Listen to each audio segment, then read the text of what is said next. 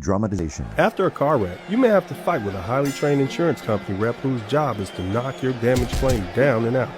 It's a bad idea to enter the ring alone against a trained boxer, and it could be a bad idea to fight against a big insurance company by yourself. When the bell rings, Attorney Dennis Spurling will be there to fight for your rights. If you've been seriously injured in a car wreck, call me, Attorney Dennis Spurling, at 866-529-2444. That's 866-529-2444. Hi, my name is Stephanie, and these are my two adorable and handsome sons. And that is my ex-husband, Attorney Dennis Spurling. He practices personal injury law and will be more than happy to help you with claims arising from automobile accidents. He doesn't get paid unless you get paid. And as we first wives know, the more our ex-husbands get paid, the more we get paid. So let me help him help you. Call Mr. Spurling at 713-229-0770. Call my dad. Dramatization. Bad drivers cause car wrecks. Not paying attention to the road, operating electronic devices, and drinking while driving can lead to serious injuries.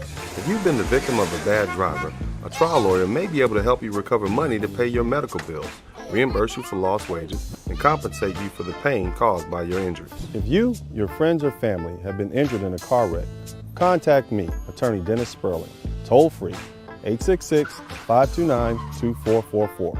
I'm here to help.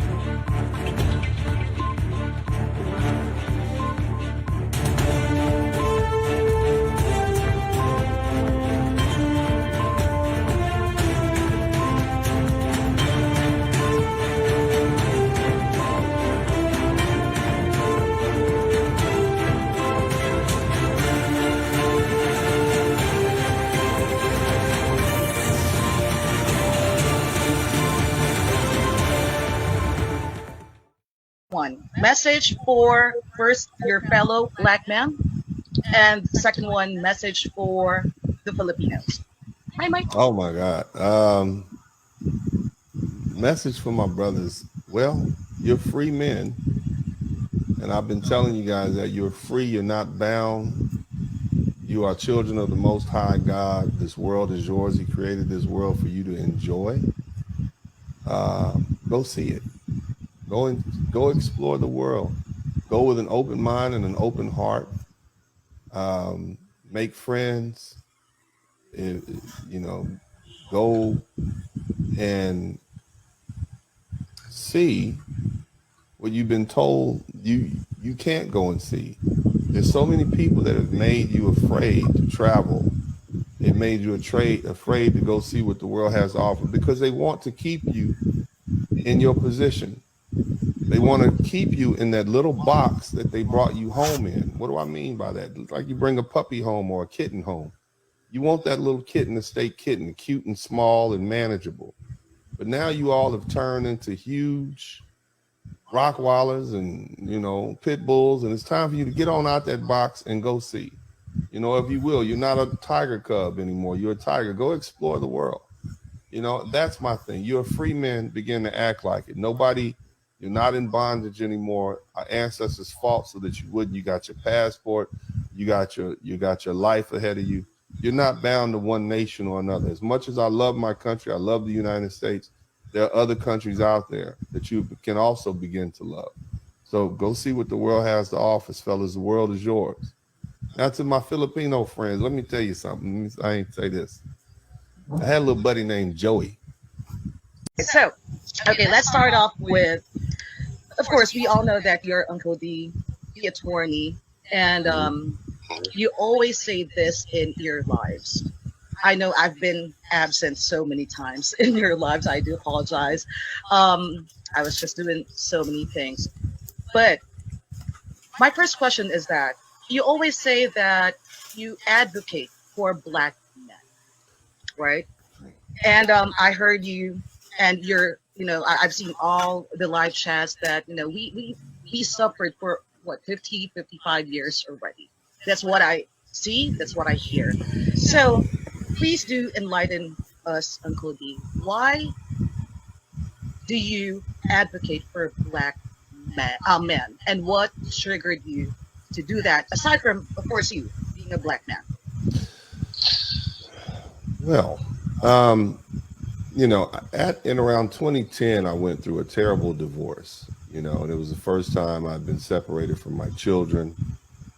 And, it caused me great pause because I realized that the dream that I was promised, which was the American dream, wasn't all it was cracked up to be.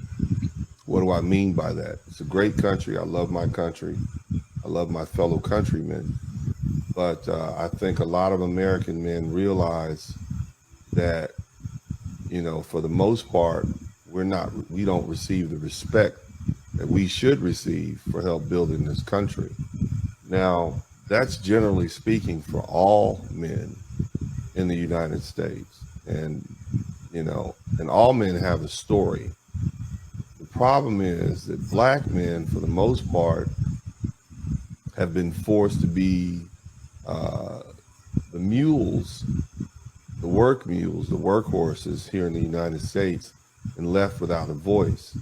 So around 2010, dealing with my own situation, with my divorce and the separation from my children, I, like many other men, I took to social media, at the time Facebook, and I began to voice my opinion. And what I found was that there were a lot of other men who felt the same way that I feel. And the reason I know is because I read the comment section.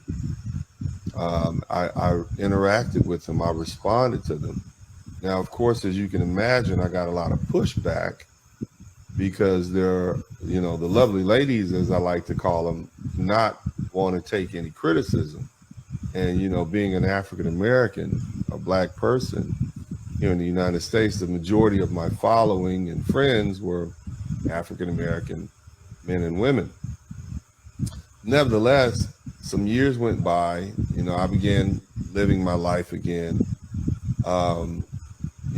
Because I'm an attorney, I was able to rebound from a divorce, deal with the child support.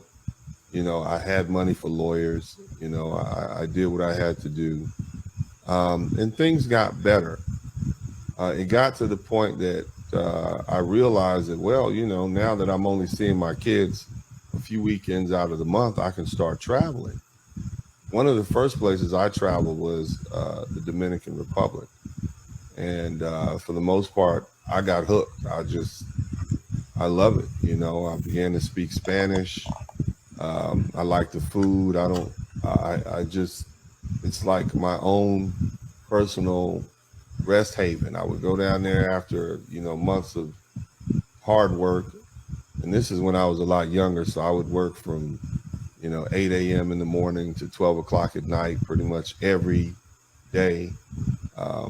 And that's pretty much how I conducted my business. So at the point where I was able to get away and go overseas, it was just, there was no cell phone coverage at the time, and I just had a great time, and I enjoyed the people, the food, and I blended in.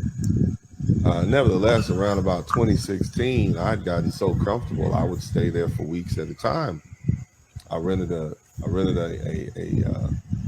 house in a city in the north part of the island called Puerto Plata in Torre Alta, which is a very upscale sort of part of this particular city in the Dominican Republic. And I remember looking out from my porch with my beautiful lady at the time. And I was like, I'm sitting in my rocking chair. I'm looking at the ocean, from the side of a mountain. I got the tropical forest behind me. I got my coffee in my hand. And I'm like, this is the life. This is what I work for. And I was like, wow. But then I start thinking back about all those black men and their voices that weren't heard anymore, And so I opened up my Facebook page and I began to literally cut and paste what they said onto my page. And so, you know, and I would sometimes tag the men, you know, and put their names. But what happened was people got so angry.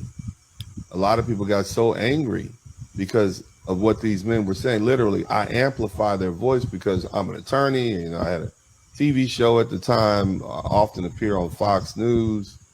And so, you know, they got angry with me for allowing for forcing them to listen to what these men had to say about their lives and how child support has affected them and how the women in their life have, you know, forced children upon them and how society, you know, doesn't allow them to have a voice.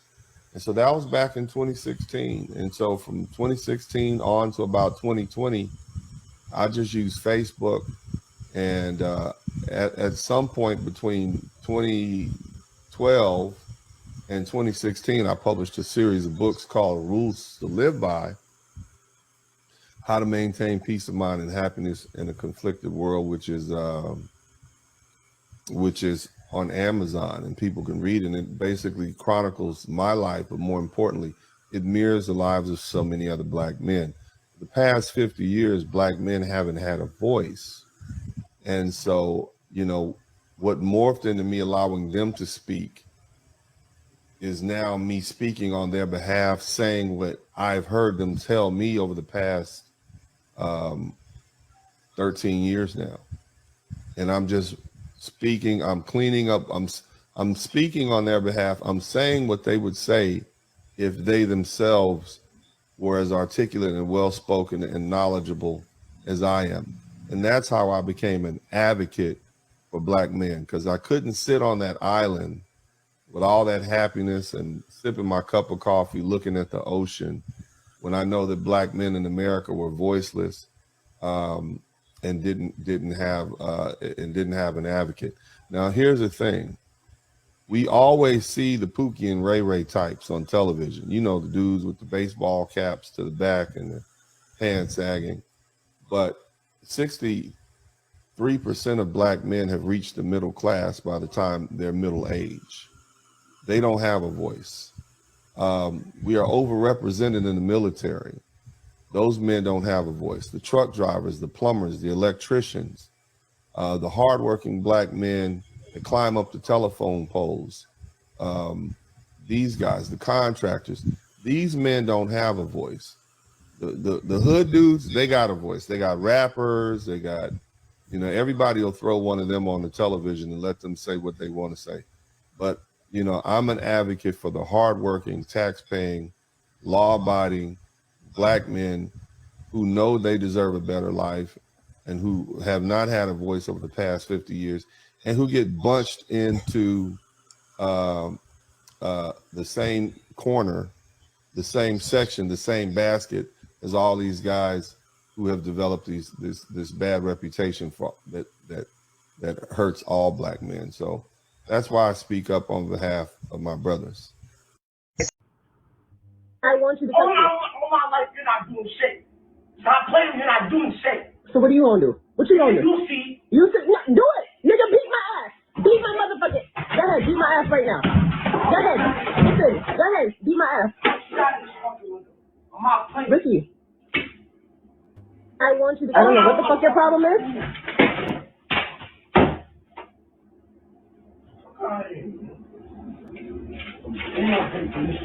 You wanna break it down? Go ahead, break the other one. You wanna do that? I don't know what the fuck your problem is. But go ahead. Yeah. Yeah.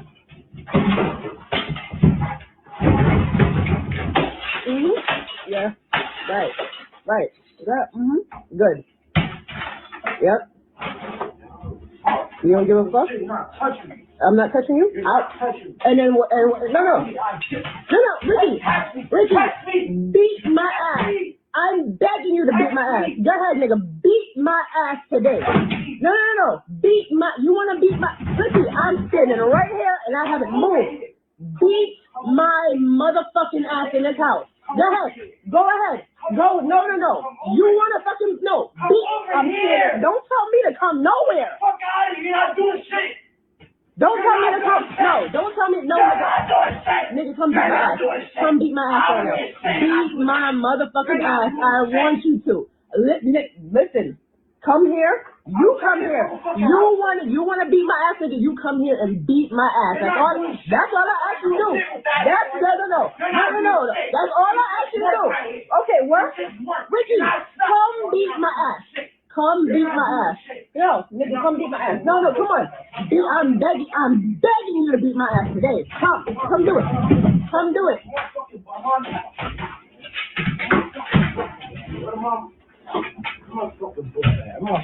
No, you're not leaving this house. No. Watch out. No. Watch the fuck out.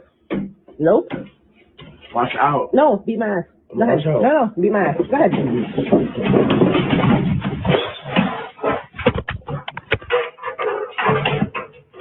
I'm sick of you. Fuck you.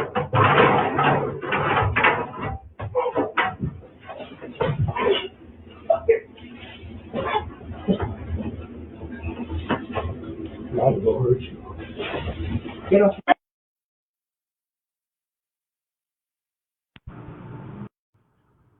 I want you to all my life, you're not doing shit. Stop playing, you're not doing shit. So what are you gonna do? What you gonna do? You see.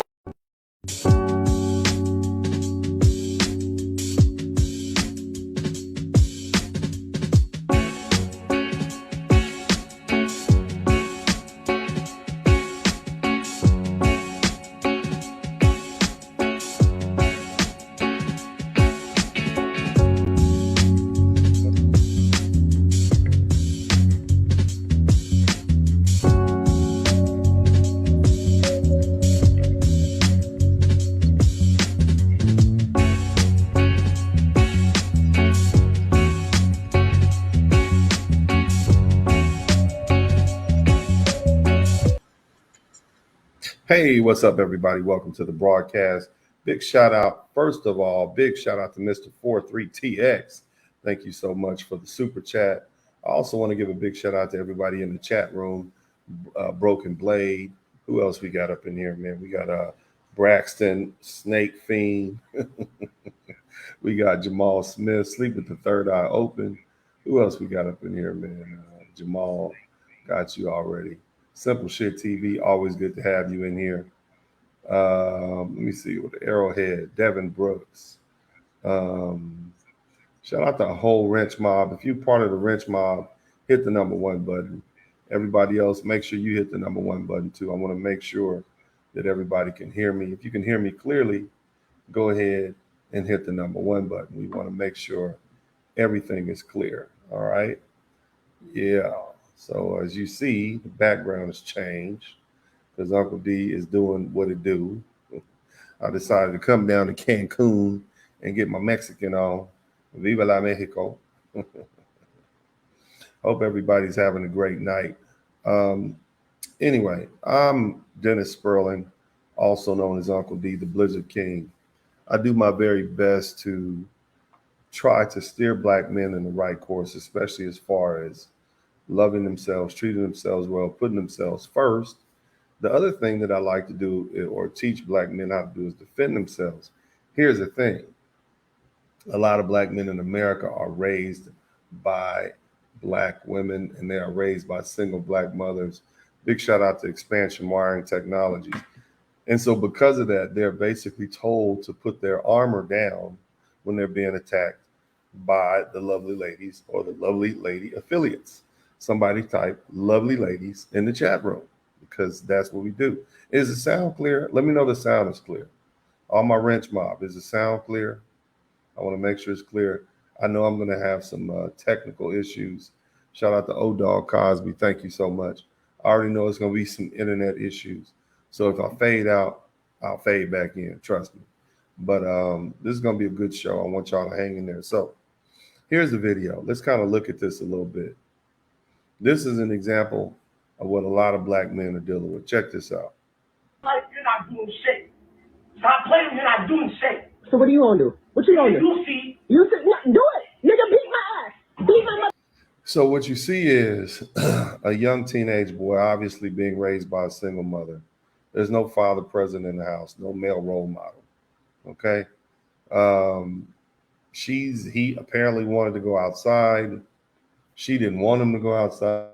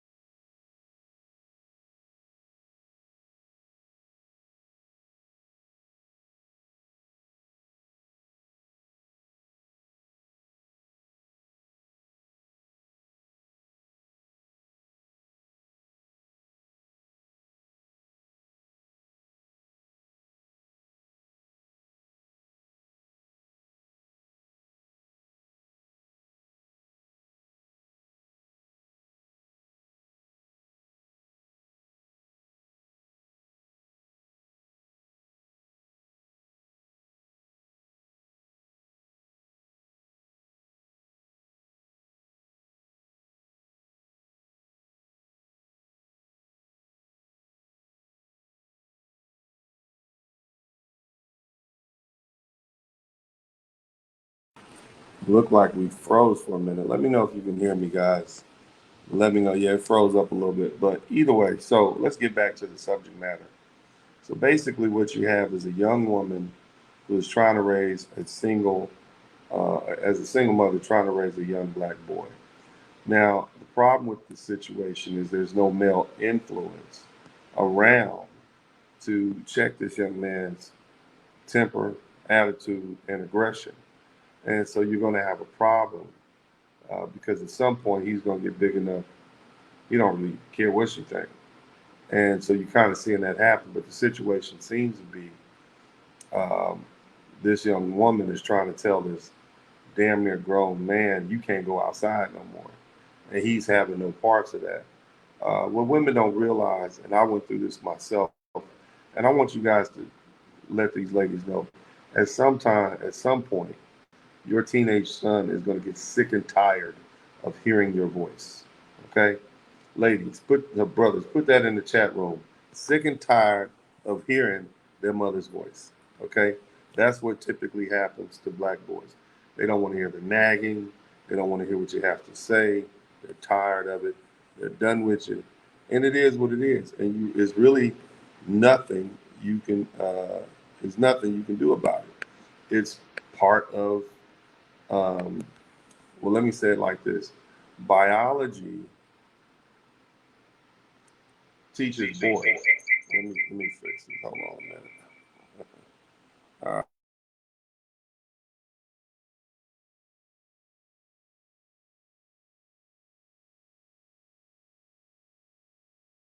All right, so we back up on the main screen. So as I was saying, biology teaches boys that at some point you move as far away from the women that you're related to. Back during this, when we were all out on the Serengeti, at the time when man was 10,000 years ago, boys would get grown and they would move as far away from their mothers as they possibly could.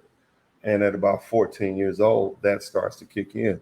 So you're not just dealing with a disrespectful son.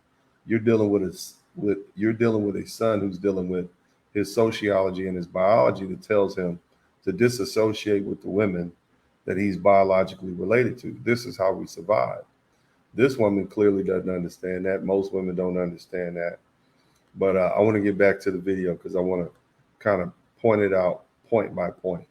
The other thing I want to do is big shout out to O-Dog Cosby. All my life, you're not doing shit. Stop playing, you're not doing shit. So what do you want to do? What you gonna do? You see. You see, do it. Nigga, beat my ass. Beat my motherfucking. Go ahead, beat my ass right now. Now she's egging him on, basically telling him to beat my ass.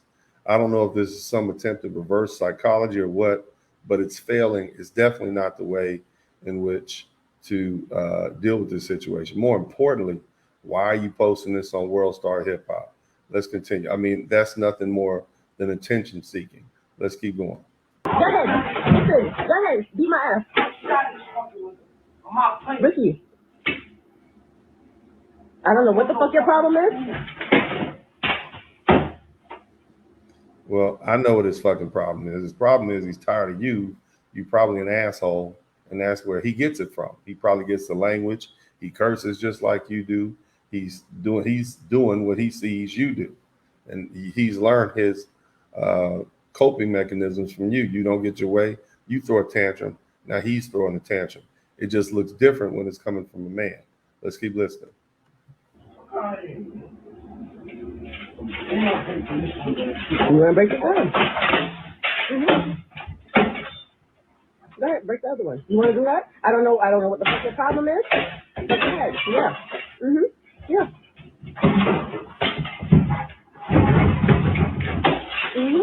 Yeah. Right. Good. And she's just egging him on. You know, that's all I see happening, which is not helping the situation. Yep. You don't give a fuck? I'm not touching you?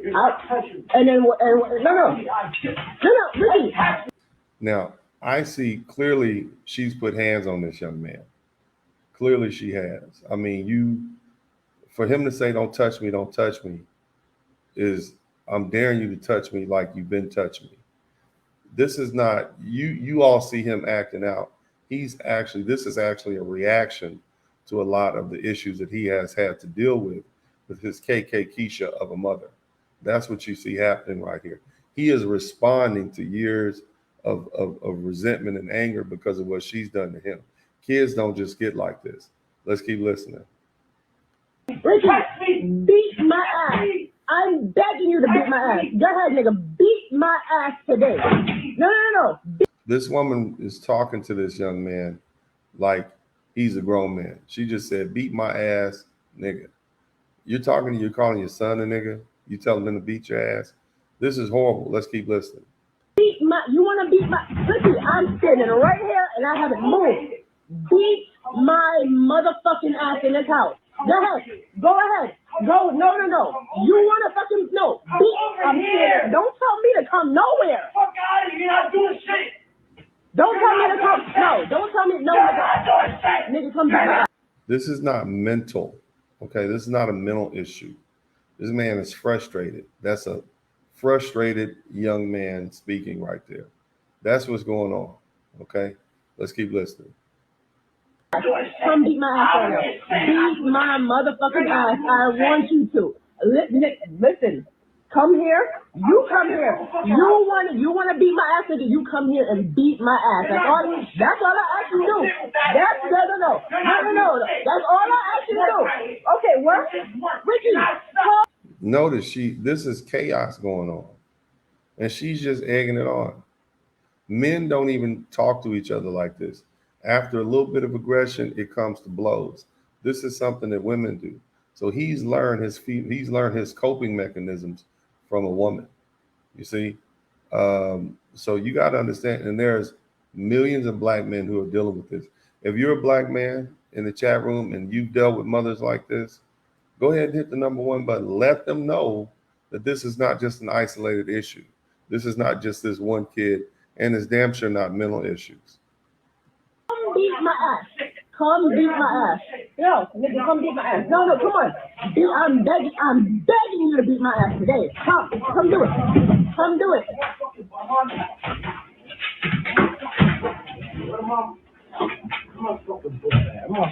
No, you're not leaving this house.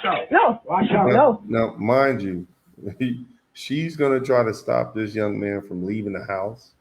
He's bigger than her. He doesn't fear her. He doesn't respect her. She's probably done a whole lot of things that are not respectable. So not only does he not fear her because he's bigger and stronger than he doesn't even respect her. As I told you guys before, the era of the big mama is gone. What do I tell? And I say that by saying big mama is dead. Black men, black boys do not respect the black women of today like we used to respect the black women of yesterday, because they actually cared about us. They loved us. They carried themselves with some degree of respect. That's not what we have now. Shout out to Jamal Smith. He said the mother is low-key getting off on his anger. Yeah, and I'm going to talk about that a little bit. Let's keep listening. Watch the fuck. Nope. Watch out. No, beat my ass. Go ahead. No, beat my ass. Go ahead.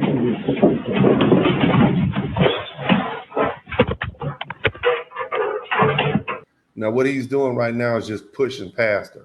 She wouldn't let him go. He just pushed past her. And because now he's basically saying, fuck your control. You don't control me anymore. And he just pushed past her. Listen to her response. Listen to how irate she becomes. And these are real life feelings when he just abates her control and pushes past her. This lets you know what this is about. Shout out to Old Dog Cosby. We see why she's raising him alone. Keep listening. I'm sick of you. Fuck you. So now she's really upset. I'm sick of you. Fuck you. Why? Because he pushed past her. Because she is about control. She's about keeping this boy in line to do what she wants to do, her own personal utility. And so that's what made her mad. It was about control. As long as he's sitting in the room and she can yell at him, that's not a problem. That's what a lot of women do. At the point where you say, you know what, fuck it, I'm out. I'm going to go walk. I'm going to do what I'm going to do. Now you've lost control. Now you see the real raw emotions coming out of this woman.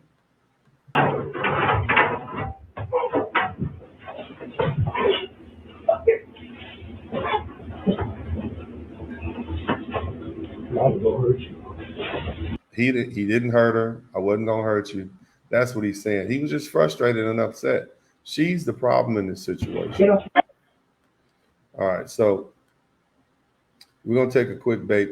We're going to come right back. Y'all know what y'all got to do. If you don't know what you got to do, just go ahead and read the screen. Make sure y'all hit the #1 button. We'll be right back.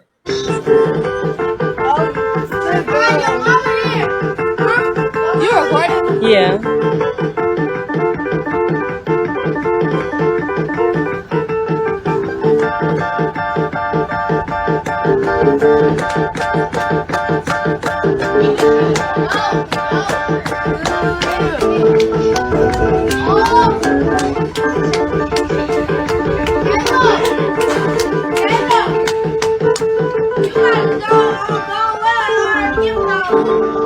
I'm not about to, he don't know. Hey, they actually make me crazy.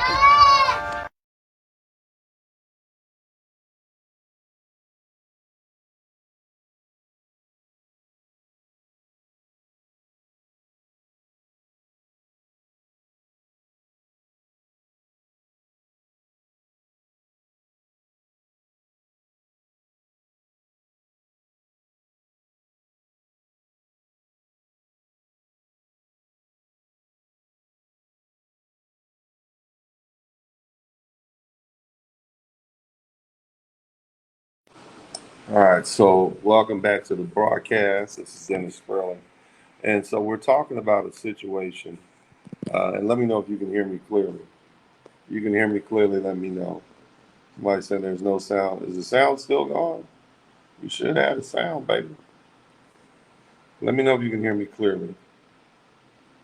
Hit the #1 button if you can hear me clearly right now. Okay. So here's the thing. And thank you guys for the subscriptions. Big shout out to who else just contributed to the super chat. Let me see.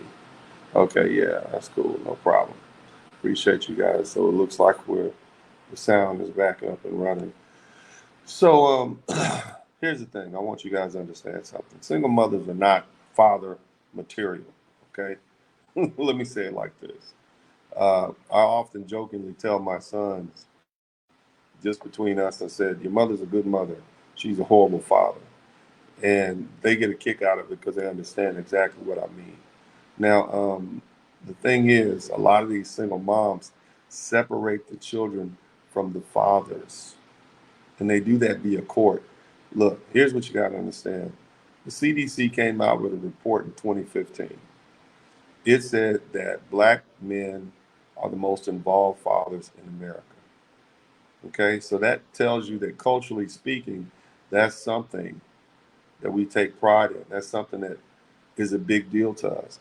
After slavery ended in 1865, 1866, Black men were walking from county to county, town to town, sometimes state to state, to reunite with their wives and children that had been separated from them during slavery. So that lets you know that we've always been interested in being involved fathers.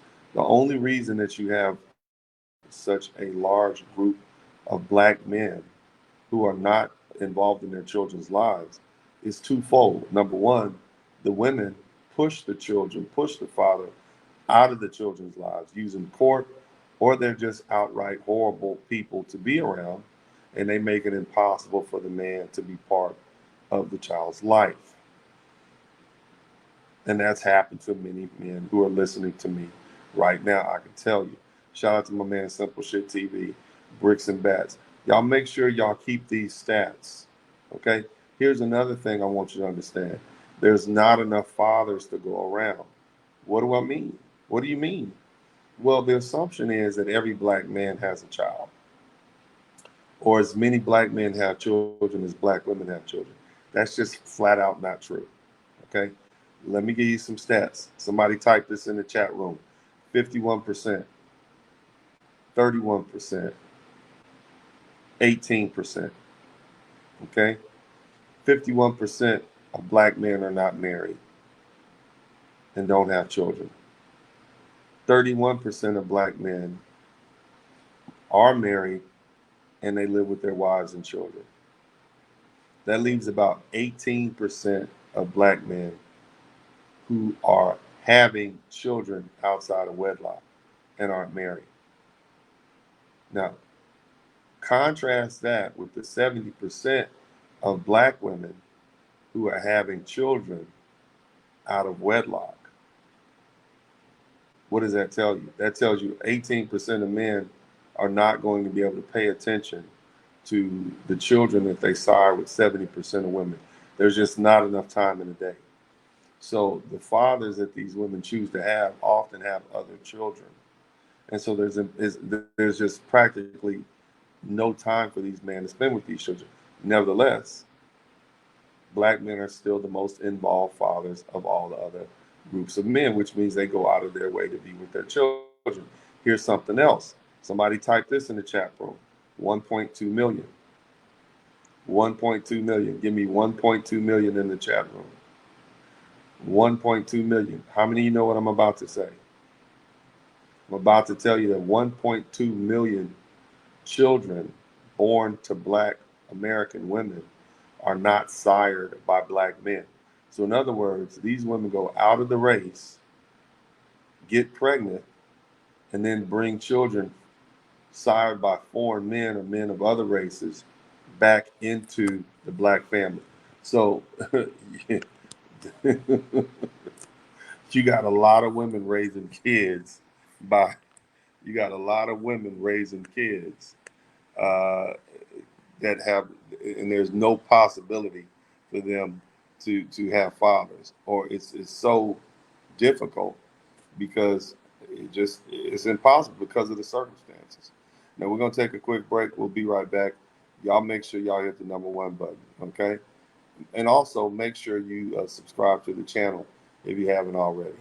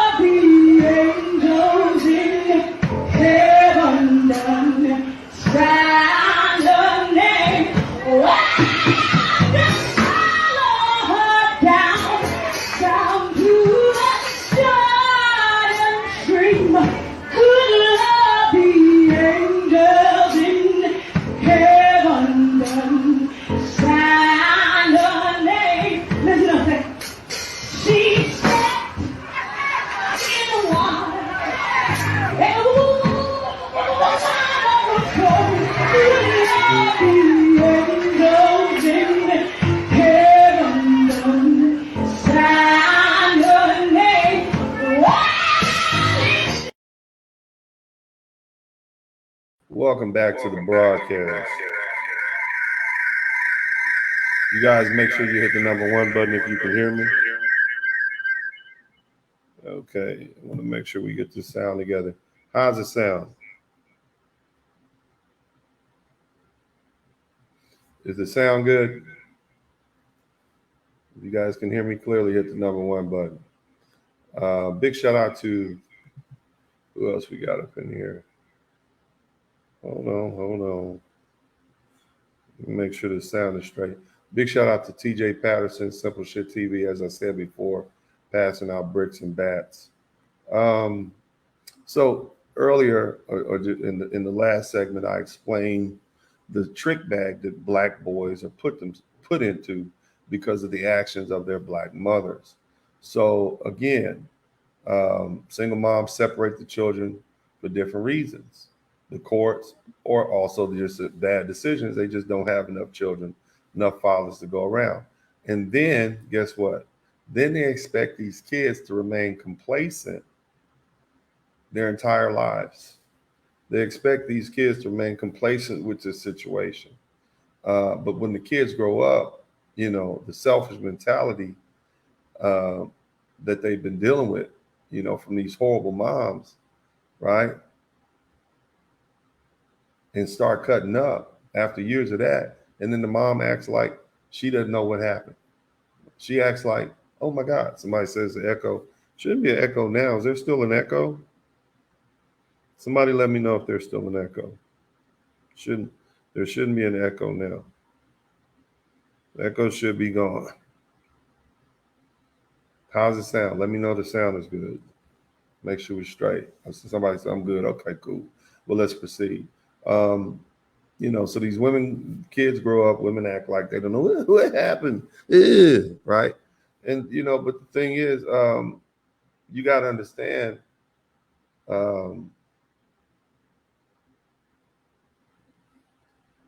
these children know that their mothers don't love them. They know that it's all about control. They just want to be able to control everyone. And at the point, like you saw here, the woman became frantic when the young man just pushed past her because now she no longer has control. This is a problem. Okay. And and they mentioned in the video that the young man has a mental health crisis. My thing is, if he had a mental health crisis, she's probably responsible for it. Okay. That situation doesn't arise if there's a stable father in the picture. It doesn't even matter if he lives in the house. Okay. But you have to recognize that any kind of man, a stable man specifically, a man who recognizes and appreciates peace in his household, he's not going to deal with that. He's not going to, I mean, he wouldn't be in there. He wouldn't be with a woman like that. You see? And now we know the truth of why the father ran off or was ran off. You see? And I bet, how much you want to bet, she talked to the father the same way she's talking to his teenage son. Every single mother that I've ever met, they want boys. Why? Because they say boys are easier to raise than girls, right? They thought it was an easy job, but they don't know anything about men. They don't have no idea, have no understanding about boys or how men operate. And so this is part of the problem. Now, here's the thing. And some of you guys saw this young woman going back and forth with her teenage son. Toxic women thrive on that emotional combat. All right. Toxic women thrive on that emotional combat. Somebody type emotional vampire in the chat room. Somebody type emotional vampire in the chat room. A lot of you were raised by women who were emotional vampires. They needed that energy, whether negative or positive. They would do things to provoke you. They would do things to make you angry. And then you would get angry and they would thrive on it. And then the next thing you know, they're trying to make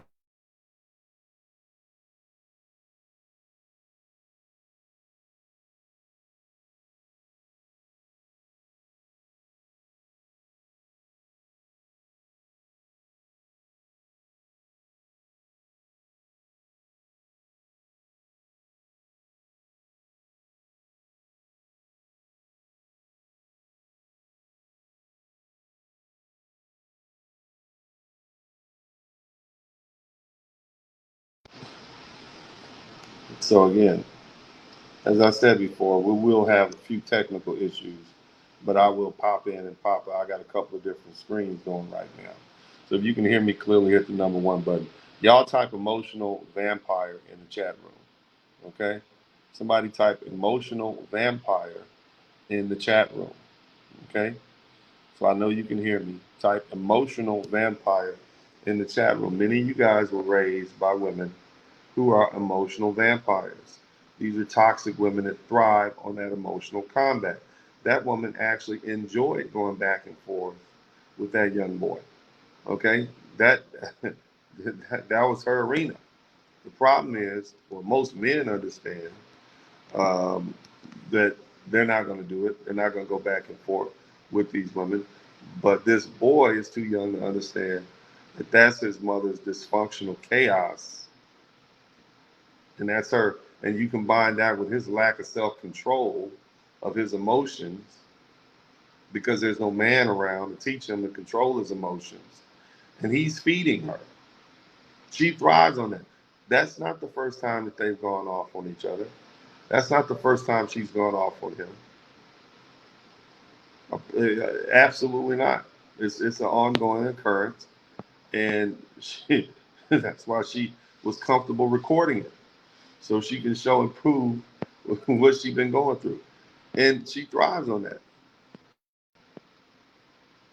This is why fathers are needed to bring order to a household, and without it, what do you get? Here are the stats. Some of you guys have gone through the stats with me before, but this higher level of chaos, it leads to higher rates of promiscuity, crime, drugs, lower IQ, poor performance in school, mental disorders, loss of identity and purpose. And in the worst cases, it leads to self-deletion and prison. Okay? So this is something that we're really dealing with. So this is, when I tell you that these single mothers are horrible and they're doing a horrible job, I mean it. And you guys have to understand that this is part of the problem that we're dealing with. Y'all make sure y'all do what you got to do. Hit the like button. We'll be right back. She that's on the main line, tell her what you want. Oh, she that's on the main line, tell her what you want. She that's on the main line, tell her what you want. Call him up and tell her what you want. Oh, call him up, tell her what you want. Call him up, tell her what you want. Call him up, tell her what you want. Call him up and tell her what you want. Oh, she just said if you go, I'll go with you. Open up your mouth and I'll speak for you. Lord, if I go, tell me what to say. They won't believe in me. Oh, they won't believe in the Father. They won't believe in the Son. Oh, they won't believe in the Holy Ghost. They won't believe in me. Okay, welcome back to the broadcast. Y'all make sure y'all hit the number 1 button. Make sure you subscribe to the channel. So here's the thing. At this point, is it too late for her to do anything? Yeah, she's not going to be able to do anything with this young man. She's tried to, but at this point, that young man needs a man's input, and he's not getting it. He didn't have a man's input, and this is a result. See, women interfere with men when they're correcting little boys, and then when it gets too far, right? Y'all know what's about to happen, right? Soon as he turns 16 and he start hitting her in the side of her neck, right? And she get to the point she can't handle it, he pushing past her, right? That's when she wants to turn him over to the daddy who she been keeping him away from. Can I get a hand clap on that? Huh? Y'all know that's what happens. As soon as he start hitting her upside the head and sneaking out the windows and stealing money out her purse and cutting up and acting a fool, and she can't scare him to death because he's not afraid of her anymore, that's when she want to turn him over to the daddy at 16 years old, when he damn near a grown man, and you got to try to box that dude all up in the corner and hit him in his ribs to get him to conform. It don't work like that. And most grown men, let me tell you something. If you hold a son away from a man till that boy's 16, 14, 15, 16, damn, there ain't really much he can do with it. See, nevertheless, at this point, this father who doesn't have a relationship with this child, the mother probably taught the boy to disrespect the dad and not have respect for men in general. At this point, he needs a father to intervene. Unfortunately, because of the mother's doing and her interference, all that boy is going to get is maybe an uncle, maybe a big brother, or some sort of surrogate male figure at best. Okay, some like a stepdaddy at best. And that's how it always ends up. You see? See, that single mother, she rules these children through fear. And she does that to little boys. When they're young, they have to obey. But once he gets older, once he gets bigger, once he gets stronger, once he starts feeling himself, once he recognizes she's a woman and he's a man, the power game is up. He knows she doesn't have any more power over him. So he becomes disobedient and disrespectful, and it ain't nothing she can do about it. He's bigger, he's stronger than his mother, and there's nothing she can do with him. So she just plays the victim, and then guess what happens? She plays the victim, and then the streets come get him. These are the same women that will run out after their son is robbing somebody and shooting and killing. Oh, my baby, my baby. No, you knew who you raised. And this is precisely why these boys are running around killing each other. They're frustrated and angry from their home life, and then they have no control. And that's where it all starts. And Black single mothers have done this for decades, right? And they place themselves in this situation, and now we got to dig them out, all right? Now, here's the thing. We're about an hour into this thing. Y'all a little too light on the super chat, so guess what's going to happen? Y'all need to get these super chats up. I want at least 20 super chats. Y'all going to be with Jesus.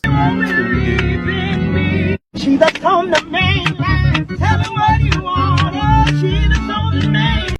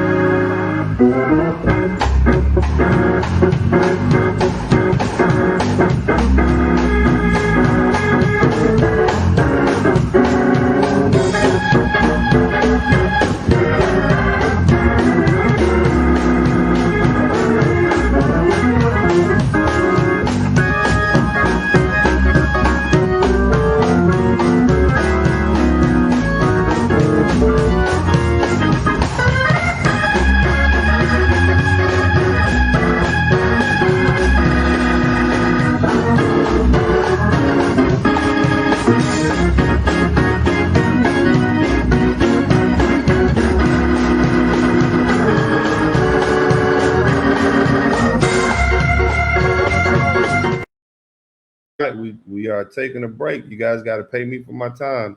We got 8 super chats. I need 20. Make it happen. And we're going to come back and talk about stepdaddies and why I tell you guys to This is the stepdaddy role. We're gonna talk about stepdaddies in a minute and the trap that is. But y'all get the likes up, get the contract. Hey, pay me for my time. Hit the super chat. Big shout out to my man 237 Entertainment LLC.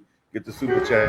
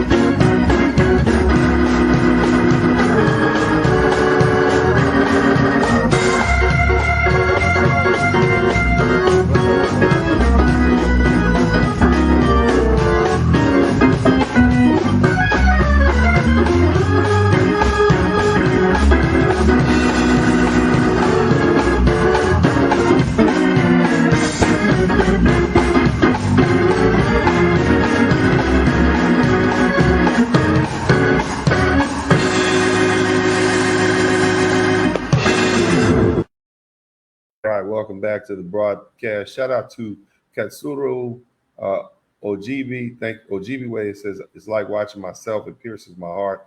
I bet it does, bro. It's like that for a lot of us. Metaphorical tactics. Thank you so much for the super chat. Mr. 43TX punched me right in the gut.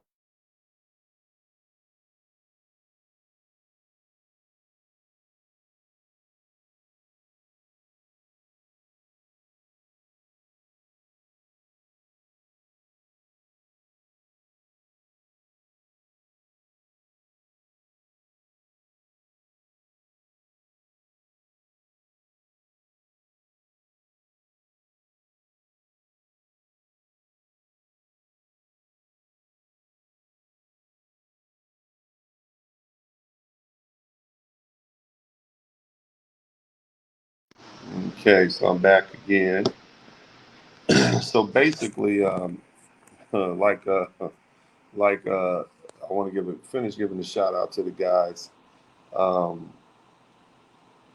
man Kobe Cole said, great show as usual. Black in the Day said, passing the plate. My man Mr. 43TX said, punch me right in the gut tonight, Uncle D. I know it hits a lot of people just like that. You're not the only one. Kobe Marshall, salute to the Blizzard King. Thank you guys so much. So let's get back to this. And I want to really focus on this particular section. Y'all hit the number one button if you can hear me clearly. So when these lovely ladies get in these situations, here's the quagmire. This boy hadn't developed a relationship with the father.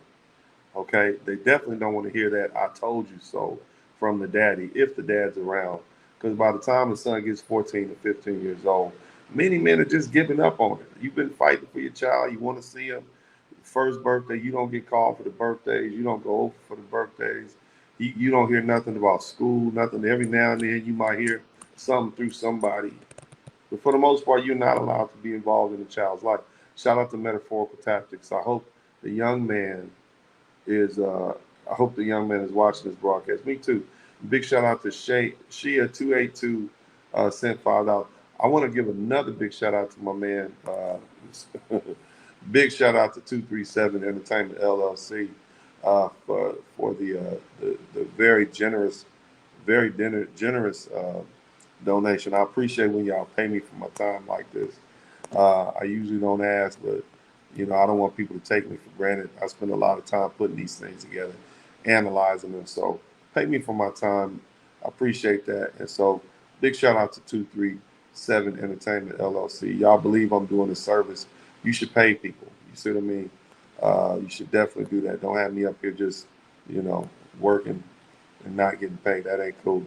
But anyway, I want to get back to this subject because this is important. Abdullah Salud said, Salihu, I'm dealing with this now, but my Nigerian upbringing won't let me even worry about that. I told her, keep what she raised. I will gladly pay child support. Damn, bro. Ooh, ooh, ooh, ooh, ooh, ooh. Bro, I know it's a hopeless feeling. You see, I know just what you're talking. Many men are dealing with the same thing. Now, here's the cold part about it. These women will then expect a stepdaddy, okay? They'll expect the stepdaddy to come in and clean up this whole goddamn mess. That's what they expect. Stepdaddy is gonna come in and clean up the mess. That's the hope and the prayer. Okay?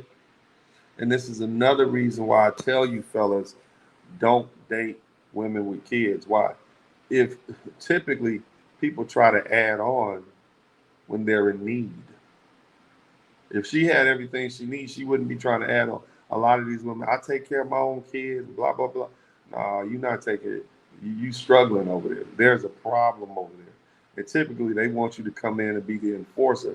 But here's the thing. They're not going to let you fully enforce and do what you got to do to bring the household in order. They just only going to let you go so far. See, you might end up hurting one of them kids. And guess what happens after that? Now you got a conviction or a CPS case trying to correct somebody else's badass kids. And that's not cool. And that's why I tell you, brothers, stay away from that role of stepdad. Shout out to Jared Williams that said love and support. So, the other thing I want to start explaining to you guys, look how she's talking to this boy. Where my black man at? Where all the brothers at? Where all the black men? If you're a black man, type BM in the chat room. If you're a black man, type BM in the chat room. Okay? Come on, let's do it. Let's take a poll. If you're a black man, type BM in the chat room. Type BM in the chat room if you're a black man. Okay. So if you've had a black man, if you've had a black woman call you the N-word, type BMN in the chat room. If it was your mother or a family member, type BMN in the chat room. Nigga, you ain't shit, nappy head, type, let them know. If you've had a black woman, grandmother, auntie, mother, BMN, not Ben, BMN. So they call me Gucci, Creole King, Mr. Allen, Mr. 43TX. Shout out to Lance Jackson, 50 for 50 Cal. Hal, thank you for sharing the history of our black soldiers. Yeah, man, we need to do that more often. It was uplifting. Thank you.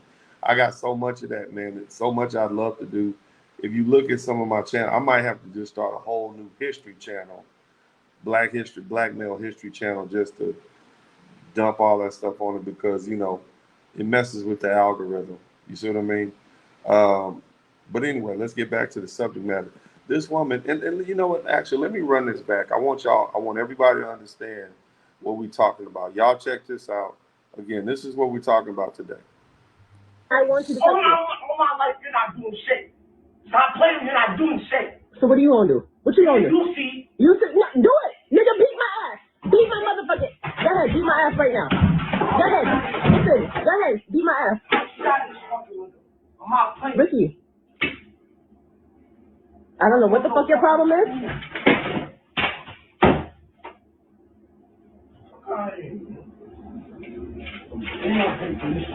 You wanna break the arm?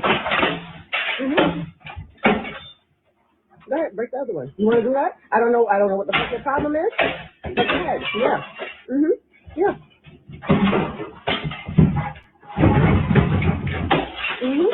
Yeah. Right. Yeah. Good. Yep. You don't give a fuck? I'm not touching you? And then what? No, Ricky, beat my ass. I'm begging you to beat my ass. Go ahead, nigga, beat my ass today. No. You wanna beat my, Ricky, I'm standing right here and I haven't moved. Beat my motherfucking ass in this house. Go ahead. Go. No. You wanna fucking, no. Beat, I'm here. Don't tell me to come nowhere. Fuck out of here, you're not doing shit. Don't tell me to come. No, don't tell me. No, nigga, come beat my ass. Come beat my ass right now. Beat my motherfucking ass. I want you to. Listen. Come here. You come here. You wanna beat my ass, nigga? You come here and beat my ass. That's all I ask you to do. No. That's all I ask you to do. Okay, what? Ricky, come beat my ass. Come beat my ass. Yo, nigga, come beat my ass. No, come on. I'm begging you to beat my ass today. Come do it. Come do it.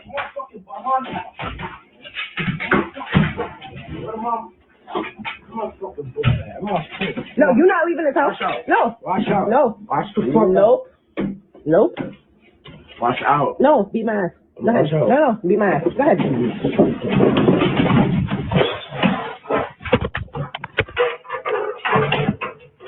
I'm sick of you. Fuck you.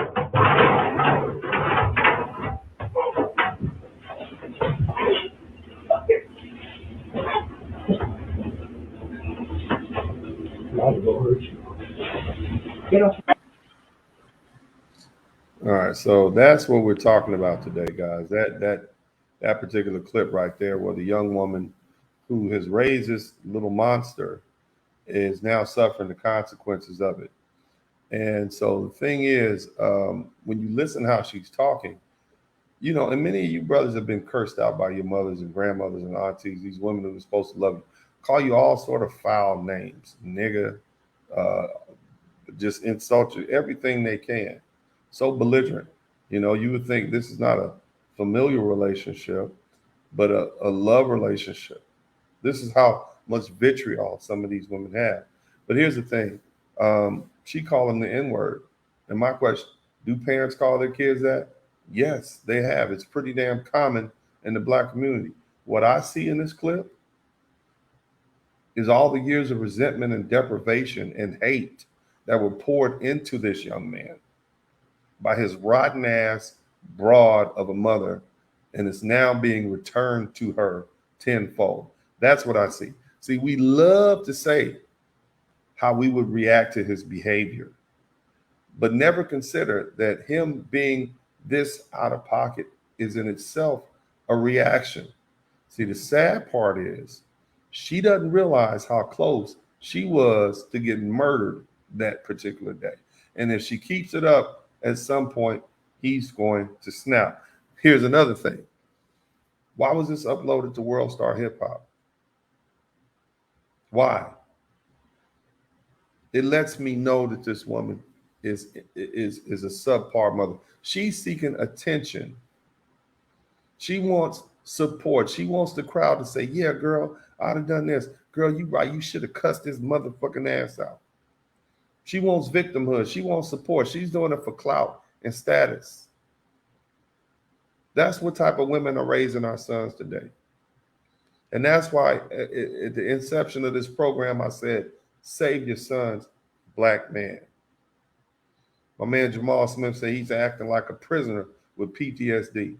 Black sons are prisoners of war. Yeah, let me tell you this.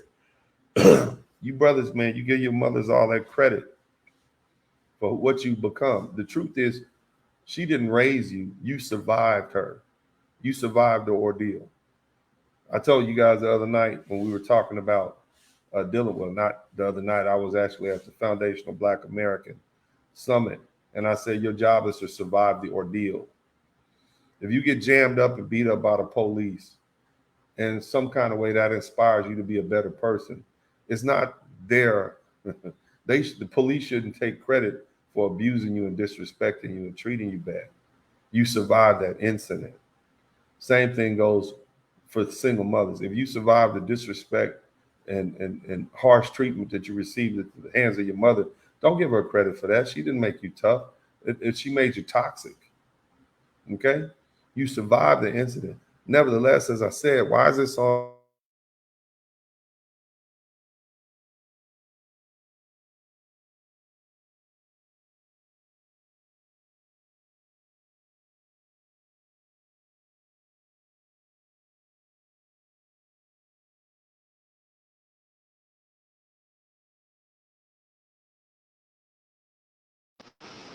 Why did this woman see fit? Why did this woman see fit to put this thing on World Star Hip Hop? I know it's gonna keep freezing. We got issues, but don't worry about that. Y'all can see me now, right? You can hear me. You can see me clearly. It is what it is. Don't worry about it now. Okay? Nevertheless, why did this woman see fit to put this thing on World Star Hip Hop? Huh? Status. But nevertheless, this young man, you know, he's doomed. He's doomed if no one intervenes on his behalf very soon. You see? He's doomed. Yeah. And again, these women always want to have these kids after the breakup. I understand why they want them. I understand why they want the children after the breakup. It's not about the child, it's about control. Somebody type in the chat room, it's about control. These women realize or feel as though if they let the children go be with the father, they lose control. They feel if they let the children go be with the father, it's a bad look for them. They're a bad mother. They're worried about being shamed. What does it say about a woman who loses custody of her kids? It says, damn, in a system like this, where the custody goes to the mother, even if she's like a crackhead, it says a lot if she loses custody. And they don't want to feel like the father won. Let me say that. And some of y'all are dealing with this. The women don't want to lose control of the kids. And they don't want to feel like the father won. And these modern hoes are too manly and too competitive to let that happen without a fight. You hear me? That's what this is about. Even if it's in the best interest to go with the father, these women will try to hold on to these kids because they are still competing with the father. How many of you men have had women who want to compete with you? How many of you guys have dealt with that? Huh? They want to compete with you. Some of you guys have been in a relationship with women. Oh, I got a master's degree. Well, I got a master's degree too. Damn, bitch, we on the same team. What are we competing for? Huh? We live in the same house. We sleep in the same bed. They don't care about what's in the best interest of their children. They're more interested in competing with men because they're manly and masculine. But then it's a problem when they fighting on the front lawn with their son who's fed up and tired of them. Look, we are over an hour into this. We got to get these. You guys got to pay me for my time. I'm gonna take y'all back to Jesus if y'all don't get these super chats up. But we're gonna come back in and I'm going to explain to you, because y'all have asked for this. So I'm gonna give it to you. How would I deal with this as a father? There's a lot of different things I would do, but y'all make sure y'all get the super chats up. Big shout out. Let's hear from my man, Kevin Samuels first. I want to see you win. And I put pressure on us men to understand how we did not get our masculinity training. And we have been doing our work, okay? But now it's time for you ladies to understand you're going to have to bet on us like you want us to bet on you. I talked to several men this week. I don't just get on here and talk shit. I have men I call around the world and I ask, what do you think about this concept? Level set me. Shout out to brother Dennis Spurling. Dennis, I'm not going to get, I don't want to tell people's business, but I'm going to tell you, high value men retire their women or make them come work for them. So ladies, what is it going to take for you to free yourself? Because you and I both know you're dying at these jobs. You're in a toxic. All right. Talking about the young man who kind of went off on his mother. She was playing, going back and forth. Let me tell you, as a father, I need that energy. Let me tell you, please bring me that hate, that rage, that frustration, that anger. I can put that to good use. You understand? As a father, I would take him outside and we would figure out how we could release that energy. And we would do that every day. Every day. You see? He He wouldn't have done that if I was in the house. Okay? Because see, here's what happens, and here's what women don't. If he gets angry, then I'm going to get angry. And see, once I get angry at him, then he's going to have a problem that he is not able to handle. And that's generally the opening statement that I have on how fathers will deal with that. But nevertheless, y'all got to get these super chats up, man. Y'all got to pay me for my time, baby. So y'all, man, go ahead and do that. I'm going to send y'all back and be with the Lord. We'll do it like this. Me under the blood. Jesus cover me under the blood. Under the blood, me say me under the blood. Jesus, you may cover me under the blood. In the morning when me wake up, and the blood of Jesus me take up. And when me feel like me, I go break up. Put the blood on me face just like a makeup. In the morning when me wake up, and the blood of Jesus me take up. And when me feel like me heart break up, put the blood on me face just like a makeup. Under the blood, under the blood, Jesus cover me. Jesus, you will cover me. Under the blood, me say me.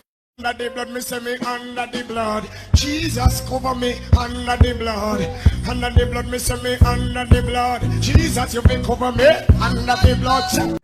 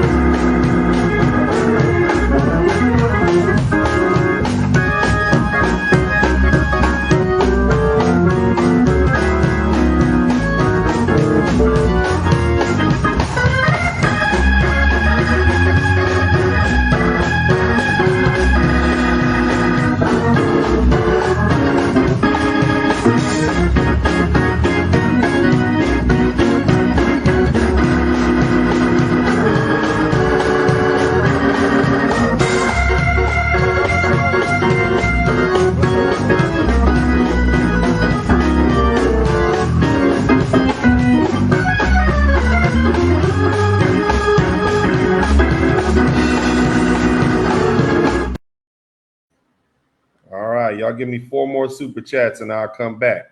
You got to pay me for my time. 4 more super.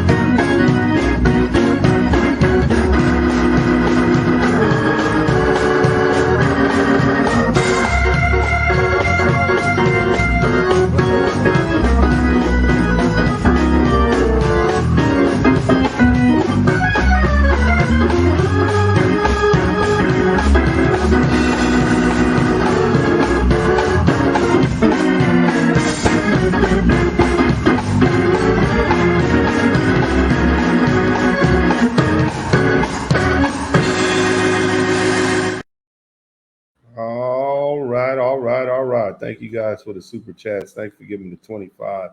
Shout out to my man Kevin R. Theodore for the 2-piece on the cold dollar meal. That's what I'm talking about, baby. Oh, now y'all are funny. So, you guys are hilarious, man. Old Dog Cosby, Randall, $2 super sticker. Thank you so much. TJF for the offering plate, finishing up your second book now. Grateful for your wisdom, Uncle D. Thank you so much, brother. Toonie Kern said left the church a long time ago. Make it stop. Now we're going to keep eating with that Jesus music, baby. Oh, my good. Jerry Williams, thank you so much. And big shout out to this brother.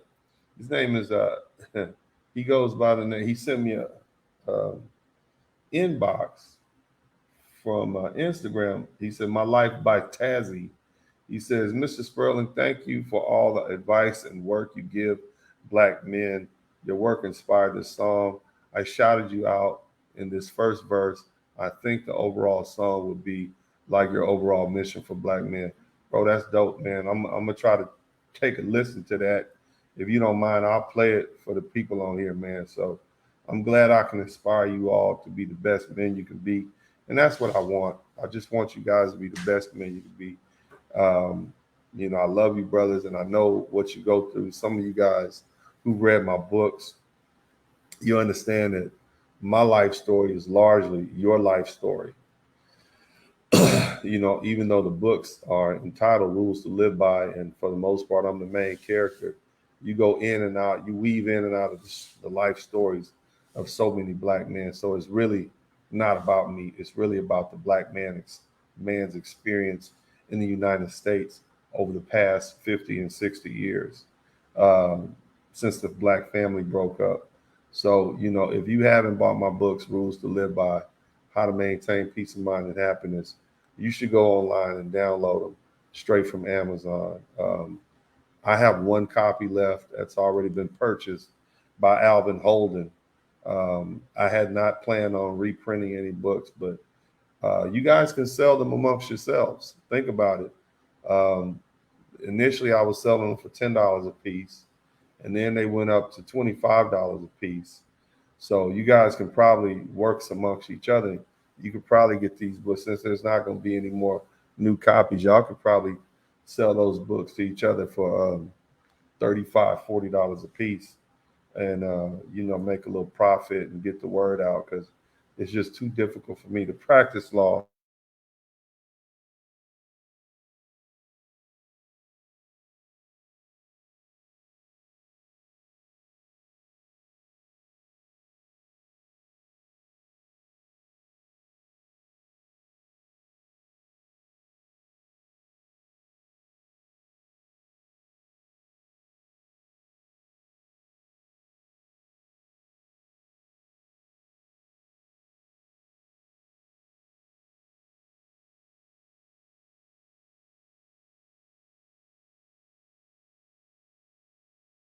Okay, so as I'm back, so as I was saying, it's just too difficult for me to do a podcast and sell books and practice law. But let's get back to the subject matter at hand. Big shout out to everybody who contributed to the super chat. My man D May said, "Praise Moses, I'm almost done with volume 2. That's dope." My man Sleep with Third Eye, you missed my last super chat. My bad, dog. Big shout out to Sleep with Third Eye Open, baby.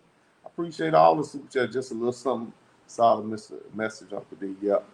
Let me see. What did I miss? I hope I didn't miss your last super chat. The mother needs it. Oh, okay. Yeah, this is a good one. Sleep with the Third Eye Open says the mother needs a psych evaluation for using her son for likes and attention online in order to fulfill self-gratification.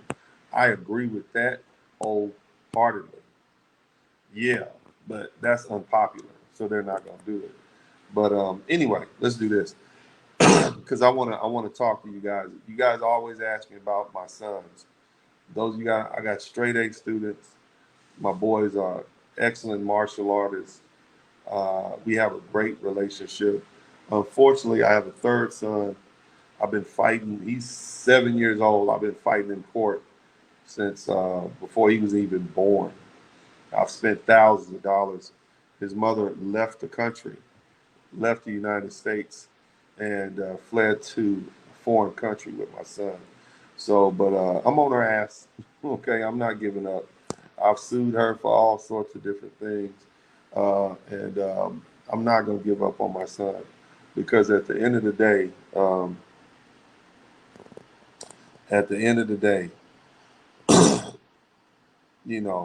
I want my son to recognize that I fought for him, even if I'm not able to spend the quality time with him, the third son, that I do with the older two. But, I proved my point. I know I'm a great dad.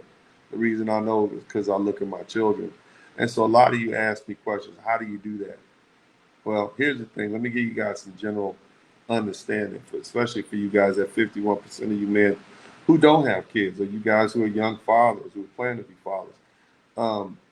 Before it even gets like that, you got to teach your sons the importance of controlling their emotions, controlling their rage. I I constantly put pressure on my sons, and they're constantly receiving pressure from other strong men. Okay? And I'm going to say it like this. I look forward to the day that my sons challenge me. Okay? I look forward to that. I look forward to the day they say, hey, I got this. But it's going to be done in a wholesome and righteous way. Because at that point, they will have developed respect for me because of all that they've seen me do and all that I've done for them. You see? That's the thing, respect. It's not just about fear, it's about respect. At some point, hopefully your sons can whoop your ass. At some point, you want your sons to be strong men out there and able to kick off in your ass and any other person's ass that gets out of line with them. Otherwise, you fail. As I say all the time, in order to be a strong man, you got to pass through a strong man. Okay? So I look forward to the day they try it. Moreover, and as I said, by the time we get finished with them, during these days where they're dealing with me and their senseis and their jiu-jitsu instructors and the weightlifting and the boxing, they just want to go somewhere and be quiet, right, and be peaceful. That's when they seek the refuge of women, and that's how it should work. You see, my two oldest sons, they're bigger than their mother. They don't fear her.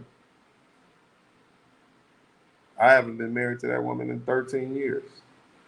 But they respect her because they know if they disrespect their mother, I will fuck them up. Even after the divorce. They know now. If they disrespect their mother, I'm going to put a foot in their ass. And so she doesn't have any problems out of my sons. Isn't that something? Isn't that something? That's what happens when you allow your sons to be around their fathers.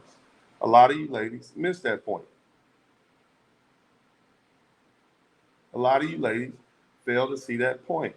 That man is going to make that child respect and fear somebody in the world, and that makes your job a lot easier. That's what I do for my sons. I'm going to tell your daddy. That's all she had to do.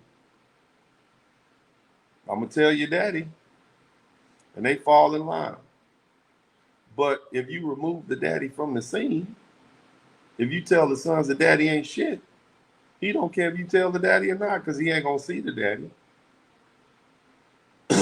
And the daddy ain't, and he don't respect the daddy no way. Smart women understand how that's played.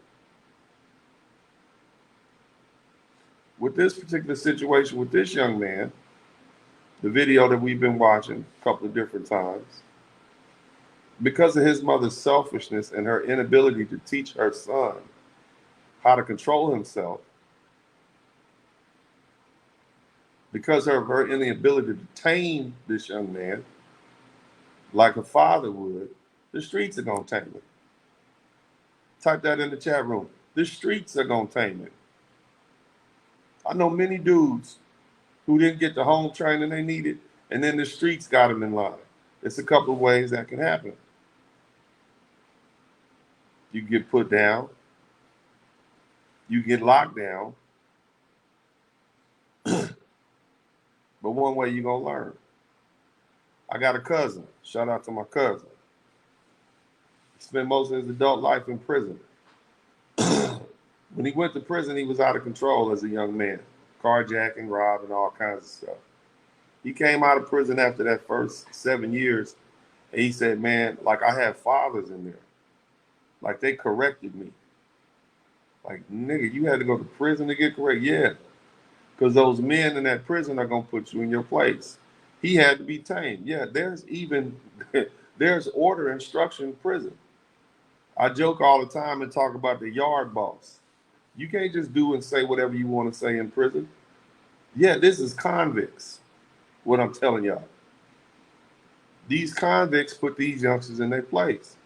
Sometimes this is the first time these young men have interacted with grown adult men. And it's unfortunate the circumstances that they had to deal with. to get there, and in the fact that they're incarcerated.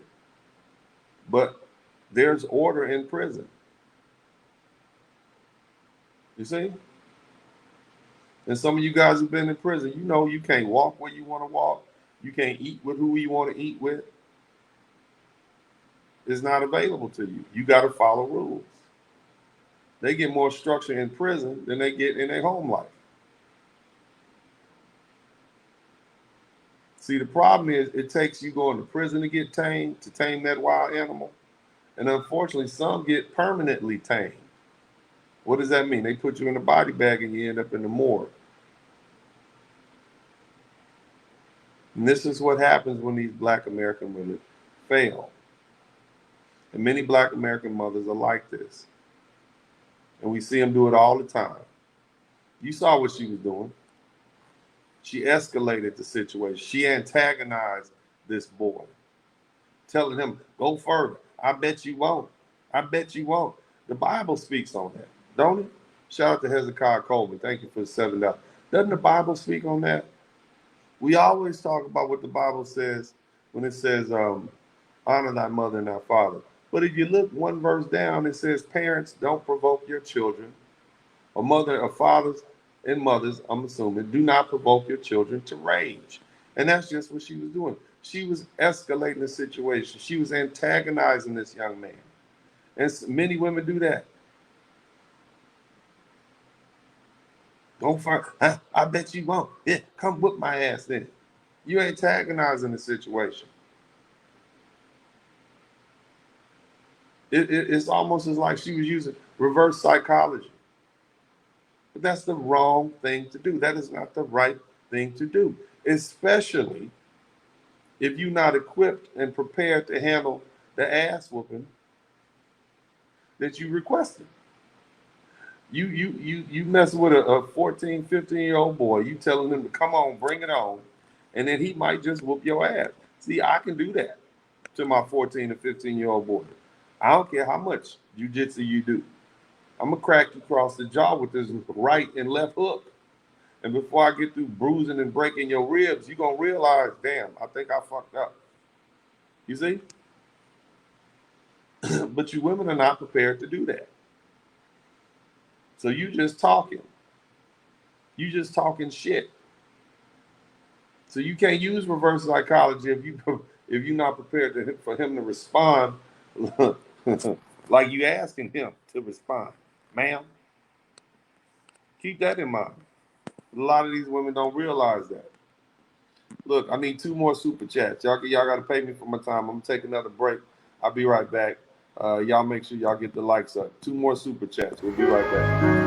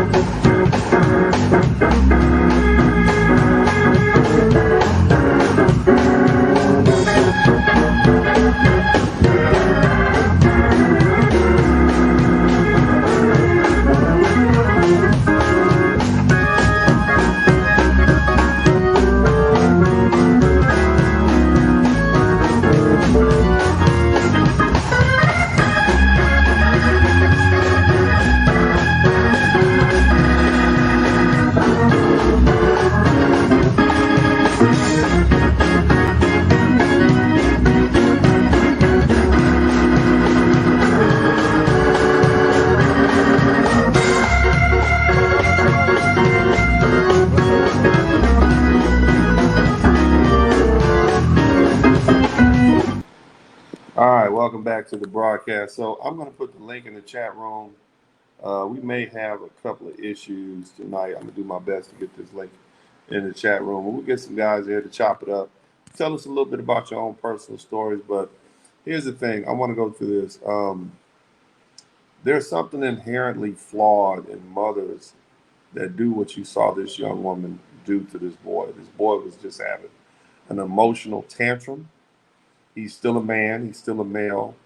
And he truly wanted, well, let me say this. If he truly wanted to whoop his mama's ass, he would have done it. But the fact is, even throughout her aggravating him, he kept it respectful for his mother till the end. And he knew he was wrong. But the problem is, he doesn't have anything or anybody to teach him how to control his temper. That young man needs an outlet. He needs a man to talk to, okay? Let me say that again to you lovely ladies out there who are listening. These boys, hold on a minute, let me fix this.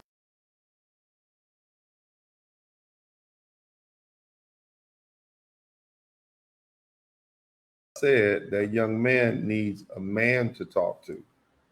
Okay, he's tired of you. Let me put this in the chat room. Boys get tired of their mothers. I know it's hard for you lovely ladies to hear that because you're so fucking arrogant. You think that we all should love your dirty draws. Boys get tired of their mothers.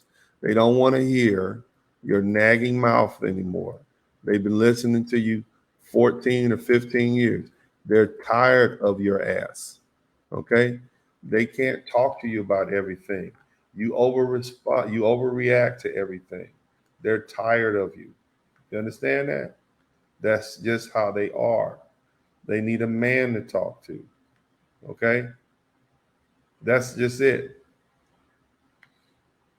He needs an outlet. The link is in the chat room, by the way, you guys, okay?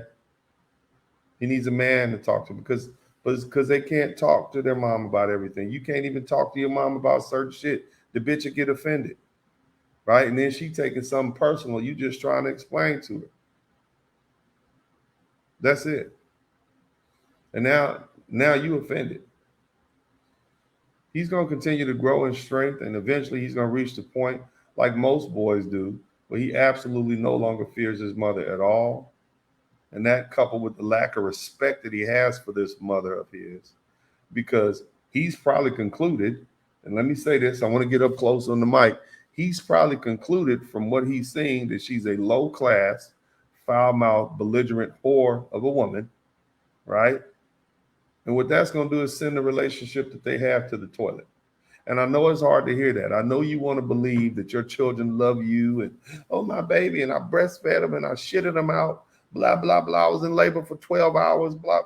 No, you're not perfect. And your actions are being judged by your sons. Your sons are watching you. And you ladies don't get that. Shout out to Simple Shit TV. Also, big shout out to Emmett Ben Israel, The Quiet Storm, Your Excellence. When you stop speaking, I'll stop listening. Amen. D May said, praise Moses, I'm almost done with volume 2. That's what's up. But that's it. And the boys need fathers to teach them how to control their emotions. I keep going over that. One of the first things I taught my sons is control your emotions or your emotions will control you. right? He needed to learn how to sit down and be introspective about what's bothering him. Not that bitch aggravating him and geeking him up and charging him up, because then guess what happened? Now he mad. It's the same thing these rotten ass bras do. They get their boyfriends and baby daddies all charged up, and then motherfuckers hit the streets and they want to box somebody. And 9 times out of 10, it's not going to be some broad they box. It's going to be another black man. You wonder why motherfuckers just walk around angry? Excuse the language, but you know, and I was trying to keep this PG. Why motherfuckers just walk around angry? Usually it's the bitch barking at them at the house. They ain't getting no peace at home. And so they go out in the street and they raise hell. That's how this works. You need a man to keep the peace in the household. And a lot of you women aren't equipped to do that. Mothers today, they fail their sons. You know, but most of society won't accept that because we have a female, feminist-oriented society that tells these lovely ladies that they shit don't stink and they can do no wrong. And a change is needed in women. You need to wake up and smell the coffee beans. Otherwise, we're going to keep getting results like this. More effeminate men, more men cracking up, more men not wanting to conform to the system, more men running away from you lovely ladies and all other women. These women these days don't even try to be feminine. They don't even try to be motherly to their son. She didn't sit down and start speaking softly and say, hey, what's wrong? I'm sorry. What can we talk about? Can we talk? No, this bitch said, come fight me. That's what you're dealing with. These are the women that's raising you. And you wonder why these brothers are going overseas. You wonder why they triggered when they see other black women in the community. If the bitch even remind him of his mama, he running away. It don't matter how fine she is. You wonder why they want to get the exact opposite of you? Because of you. Men develop, black boys develop their impression of black women early from their mothers and their sisters and the other women in their life that they were around when they were young. Not when they just go out there and start having physical relationships. That's not when that develops. Shout out to Ray Johnson. I see the bullpen is getting filled up. I got one guy in there. I'm gonna let him in because I know he has a story to tell. My man Joe Martin. Y'all seen him before. I want him to be able to talk and tell his story because I know it's a lot behind you know, his history and his life. And so I'm gonna bring him in and just ask him some questions. But anyway, the thing about men is men can ignore certain things and focus on one issue at a time. Women tend to put all the problems together and just make it worse. Okay. See, this is what we're dealing with. This is a real issue. You know, he has a problem, but there's a deeper issue with this young man. Women go from one thing to another without fixing the main problem, and fathers are needed, but they're no longer appreciated. And in Western society, we're going to continue to suffer, and the boys are going to suffer the most because you're not allowing fathers to do what fathers have been doing for thousands of years. Okay. Nevertheless, let me go ahead and get my man Joe Martin up in here. I'm gonna bring Devin Brooks in here because I remember his story too. Hi, fellas. How you guys doing this evening? Yeah, what's going on, Uncle D? Yeah, man. Look, let me let everybody see what we're talking about, okay? They need to understand that this hits a lot of brothers hard, and I know why. Check it out. I want you to all my life, you're not doing shit. Stop playing, you're not doing shit. So what are you gonna do? What you gonna do? You see. You see, do it. Nigga, beat my ass. Beat my motherfucking. Go ahead, beat my ass right now. Go ahead. Listen, go ahead, beat my ass. I'm out playing. Ricky, I don't know what the fuck your problem is.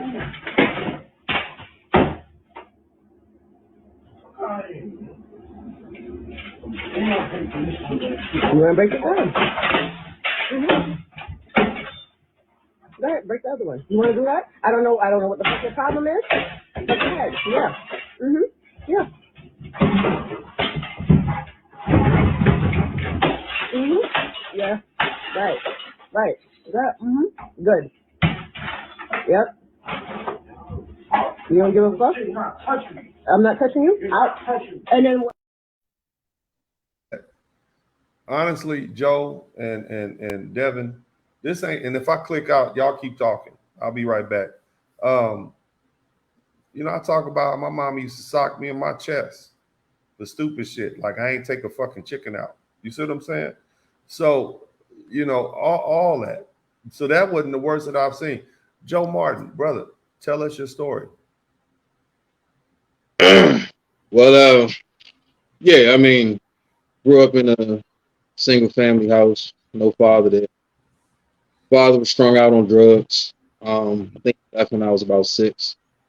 You know, I don't want to go too deep into it for time's sake, but I do understand the significance of having a male figure there. Mother did the best she could. I never Did had. she really do the best she could? I want you to stop, Joe. We always say that shit. We always hit them with that disclaimer. Did she really do the best she could, Joe? Well, I'll tell you like this. That's up for debate. I'll stand corrected. Maybe you're right. Maybe she didn't. But what I will say is this. She never called me like a nigga, no shit like that. But nonetheless, I'm pretty sure she could have made better decisions. I've reached a certain age where I couldn't be controlled. After, like you said, certain men reach that age where it's like, yo, listen, we're not going to be controlled. But like you said, I had to hit the streets and I met a lot of thorough men. Probably wasn't the best men in my life, but very thorough, very strong. And I got fathered by men, probably wasn't the best for me. And it taught me how to check my emotions. I don't really go back and forth with men.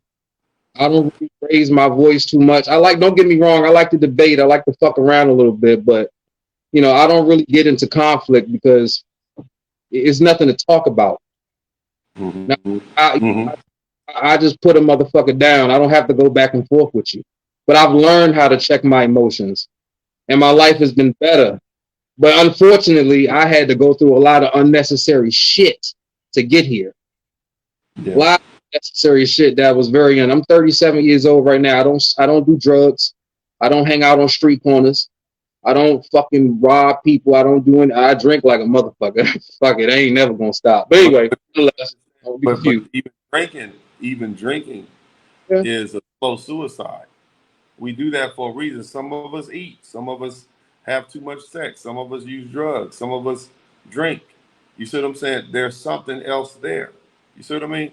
So dig into that, brother. Look, I'm going to say this, and I know y'all used to hear Kevin Samuels say it all. Sometimes you need to go ahead and seek therapy. I'm not a professional, but what I can tell you, Big Bad Uncle D, back in 2015, I went to a therapist.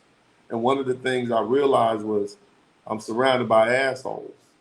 You know, it's like, damn, I'm not that bad of a person. Yeah, you got some issues, but it's not you, man. Oftentimes, good people are surrounded by predators because they think they can prey upon you.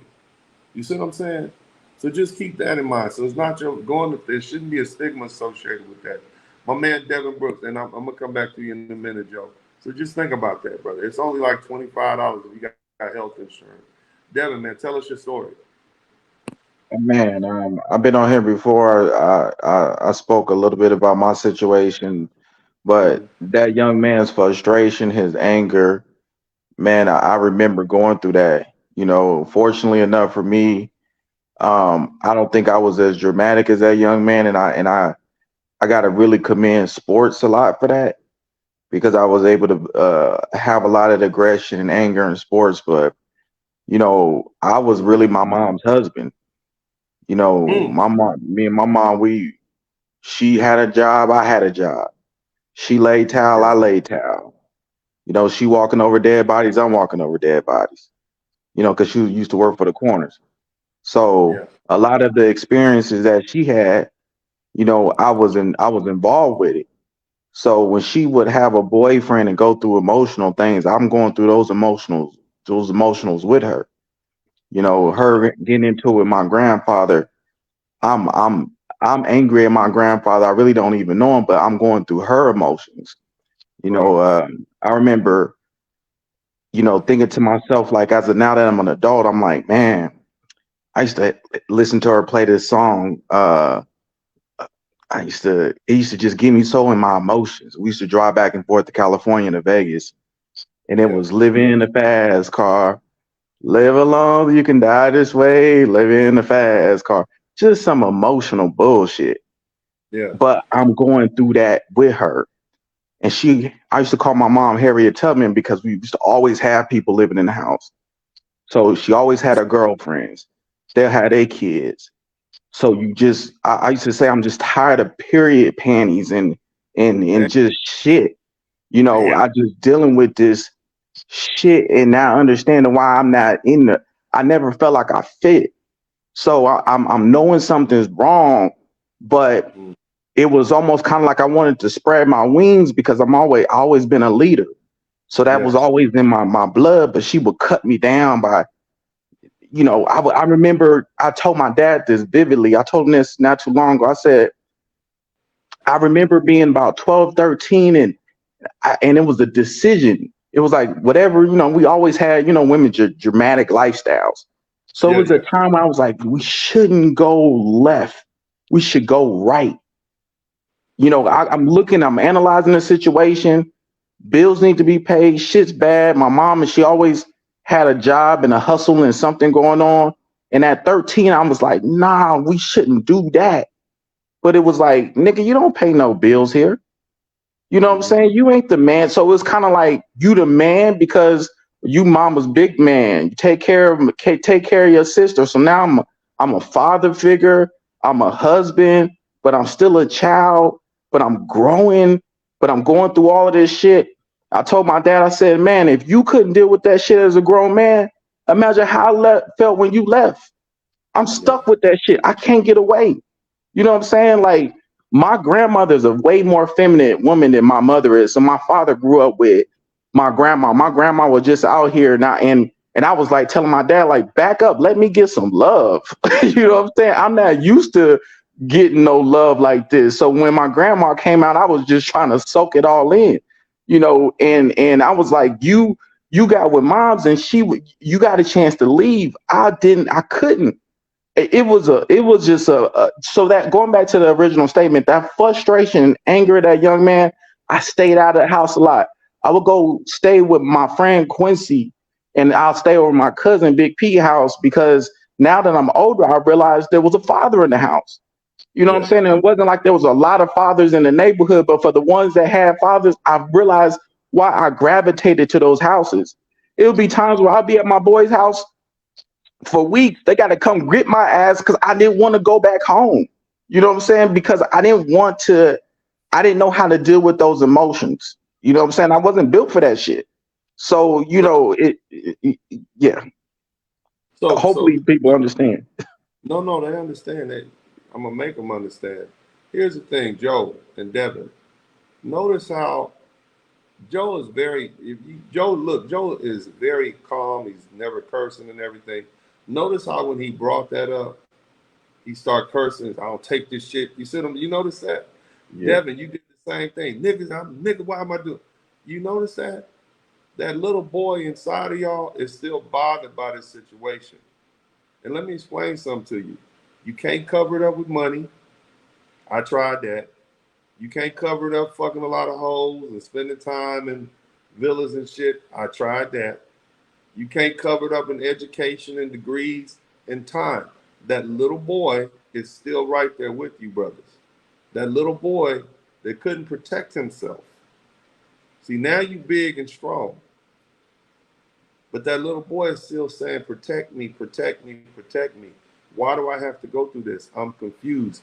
And it makes you angry. And so you lash out. And it's just very subtle because I know it because I've done it myself.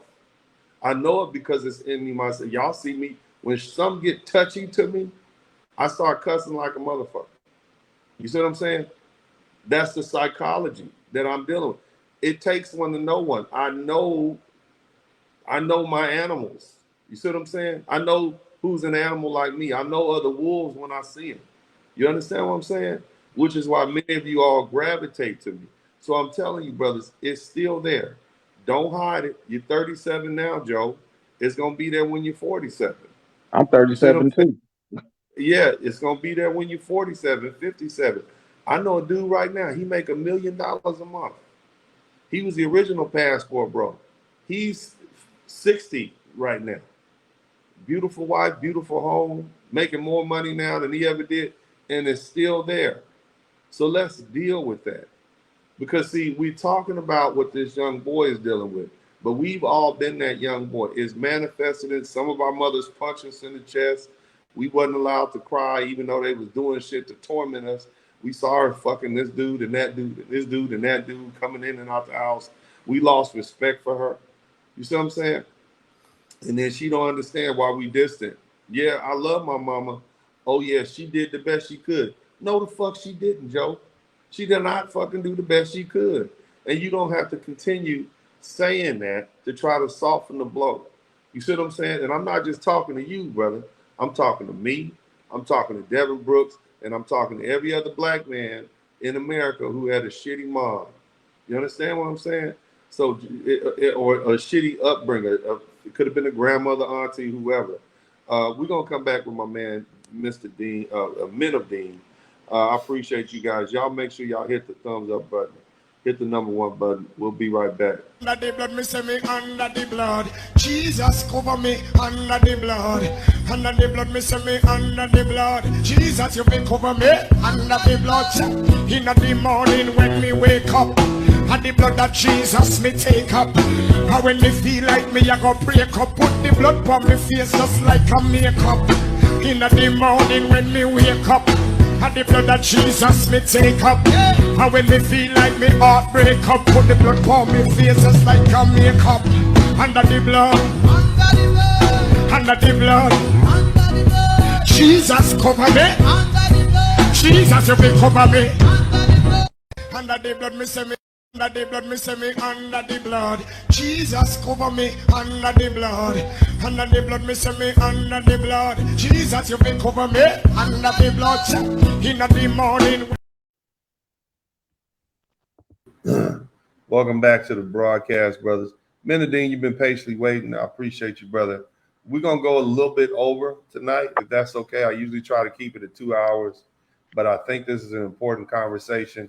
I could probably talk about the relationships that black men have with their mothers every night of the week, and we be packed, because this is something that is very rarely talked about in the black community, because, you know, the black mother is the queen mother goddess, and she could do no wrong.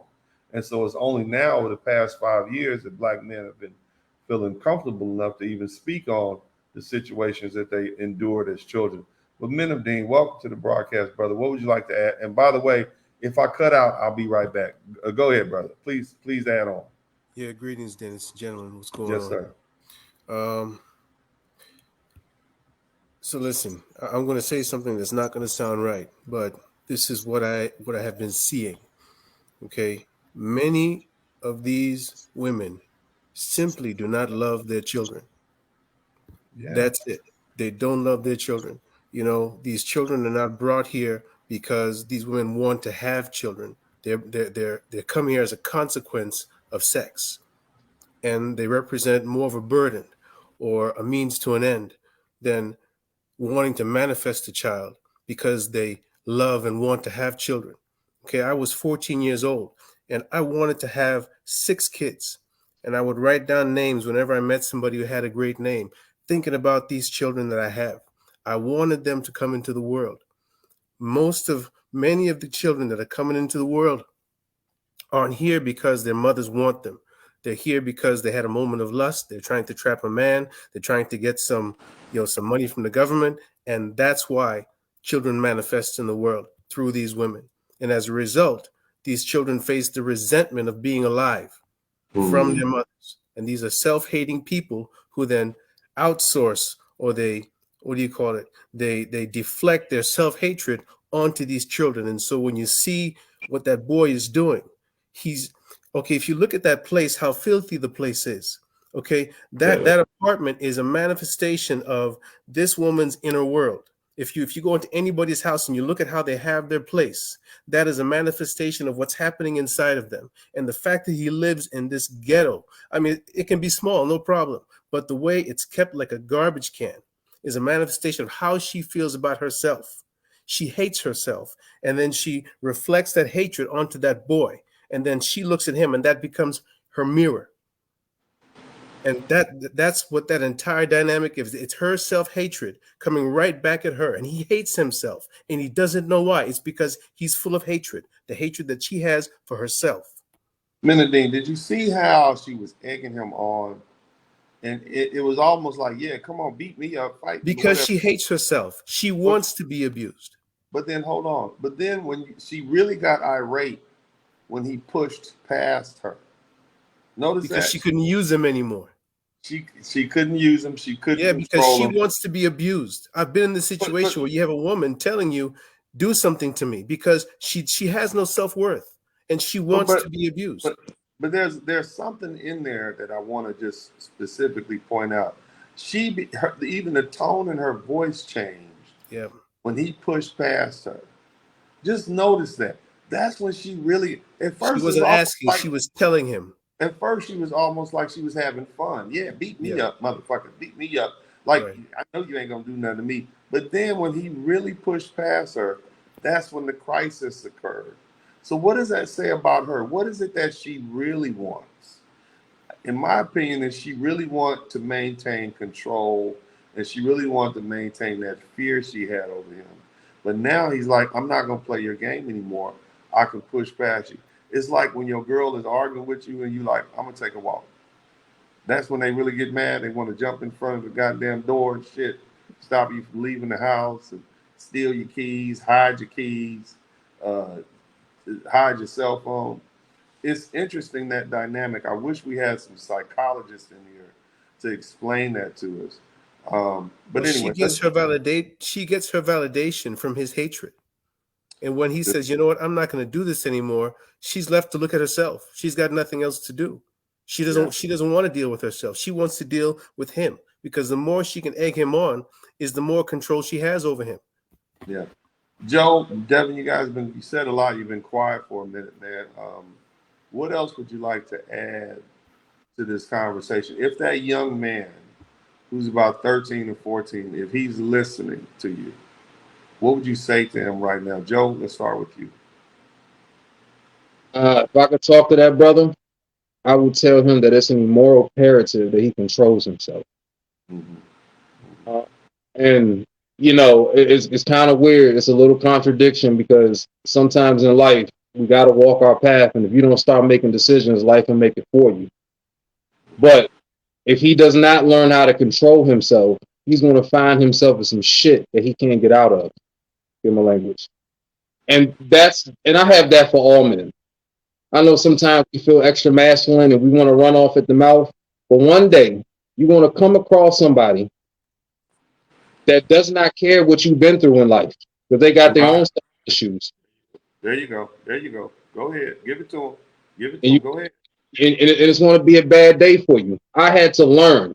I've been in countless battles, verbally, physically, mentally. I've come to a situation right now that, you know, conflict is not really good for nobody. And I'm alive today because I know how to stay away from conflict.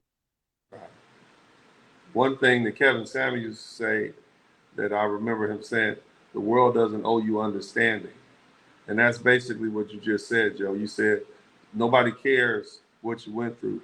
I said like this. Nobody cares how difficult it was for you to get to the starting line. Once you're at the starting line, it's time to run. Doesn't matter if you just swam through a pit of alligators. Doesn't matter if you grew up in the projects. Doesn't matter if your dad was a crackhead and your mother was a prostitute and you barely made it. Doesn't matter if you went sometimes days on end without eating, and maybe you shared a mayonnaise sandwich and a pair of pants with your sister and your brother, and y'all rotated the pair of pants. It doesn't matter. Once you get to that starting line, you might be competing with trust fund kids. You might be competing with somebody who went to the best schools. They don't care. They don't owe you understanding. That's what Joe Martin is telling you. Go ahead, Joe, and then we're gonna go to Devin, and I want to get you guys in there. Go ahead. Now, and this masculinity thing that we have, you know, a lot of us brothers, like you said, we go out and we lash out on other brothers. Mm-hmm. I'm gonna tell a lot of you brothers something right now. Do not get this internet, or do not get social media or movies or music videos mistaken for real life. It's easy to think that you are more than what you are. You will fuck around and run across the wrong motherfucker one day, and that will be your last day on planet Earth. Shut the fuck up and recognize your mortality. Like Mike Tyson said, the internet got people thinking they could say shit that they couldn't say back in the day. It used to, you want to say somebody, it had to be on the phone and they'll catch you out and about. People hide their identities, but the thing is, man, this young man is I think he's 12, 13. He's lashing out. Devin, what would you say to this young man's mother? What would you say, Devin Brooks? What would you say to this young man's mother if you had an opportunity to speak to her right now? She's listening. I was all kind of thinking about what I would say to the young man. I guess what I would say to the mother is, if you want to give your son a fighting chance, put him around some other men. Put him around some men who maybe can understand. And I do. What I was going to say to the young man would be, get out. I want to go back to the mother. Okay. See, there's 70% of black women are having children out of wedlock. Let me say something to the mothers. These men are not going to play stepdaddy for you, ma'am. Definitely not. They're not going to fucking try to come in and clean up the mess. You done ran off man, or picked the wrong man who ran off from you. And now you want some man to come in and play stepdaddy. You got a ticking time bomb in your household. And, you're going to be arguing with this motherfucker on the front lawn after a while. That's what's going to happen. And y'all are going to grow to hate each other. Let me say that again. That little brown baby that you gave birth to is going to grow to hate you. He may not ever voice it like that, but he ain't coming around for Christmas, is he? He ain't coming around for Thanksgiving. For some reason, he don't really want to talk to you on the phone that much. For some reason, he ain't treating you like some of these superstars. He ain't giving you no credit. Oh, I love my mama. He ain't really doing all that. He might say some shit like, Mom, I know you did the best you could. But if you could read his mind, you'd be like, my mama ain't shit. He'll never say it. But look at his relationships with women. Why you don't settle down, Devin? Why you don't settle down, Joe? Because every bitch I meet remind me of you, and you ain't shit. But he might not say that. But he gets triggered when she yells at him a certain way. He like, I can't deal with it. He might smash, but he's gone. You see what I'm saying? So these are the lasting effects that you have on your sons, ladies. These are the lasting effects. A lot of brothers will not say that. They won't articulate that. It's too painful to even think about. But this is what they feel, and this is, and their actions speak louder than words. We're gonna come back in a minute with Menadine. I need you guys to give me 2 more super chats. We're going well over the time period I like to go, but y'all go ahead and give me 2 more super chats. We'll be right back.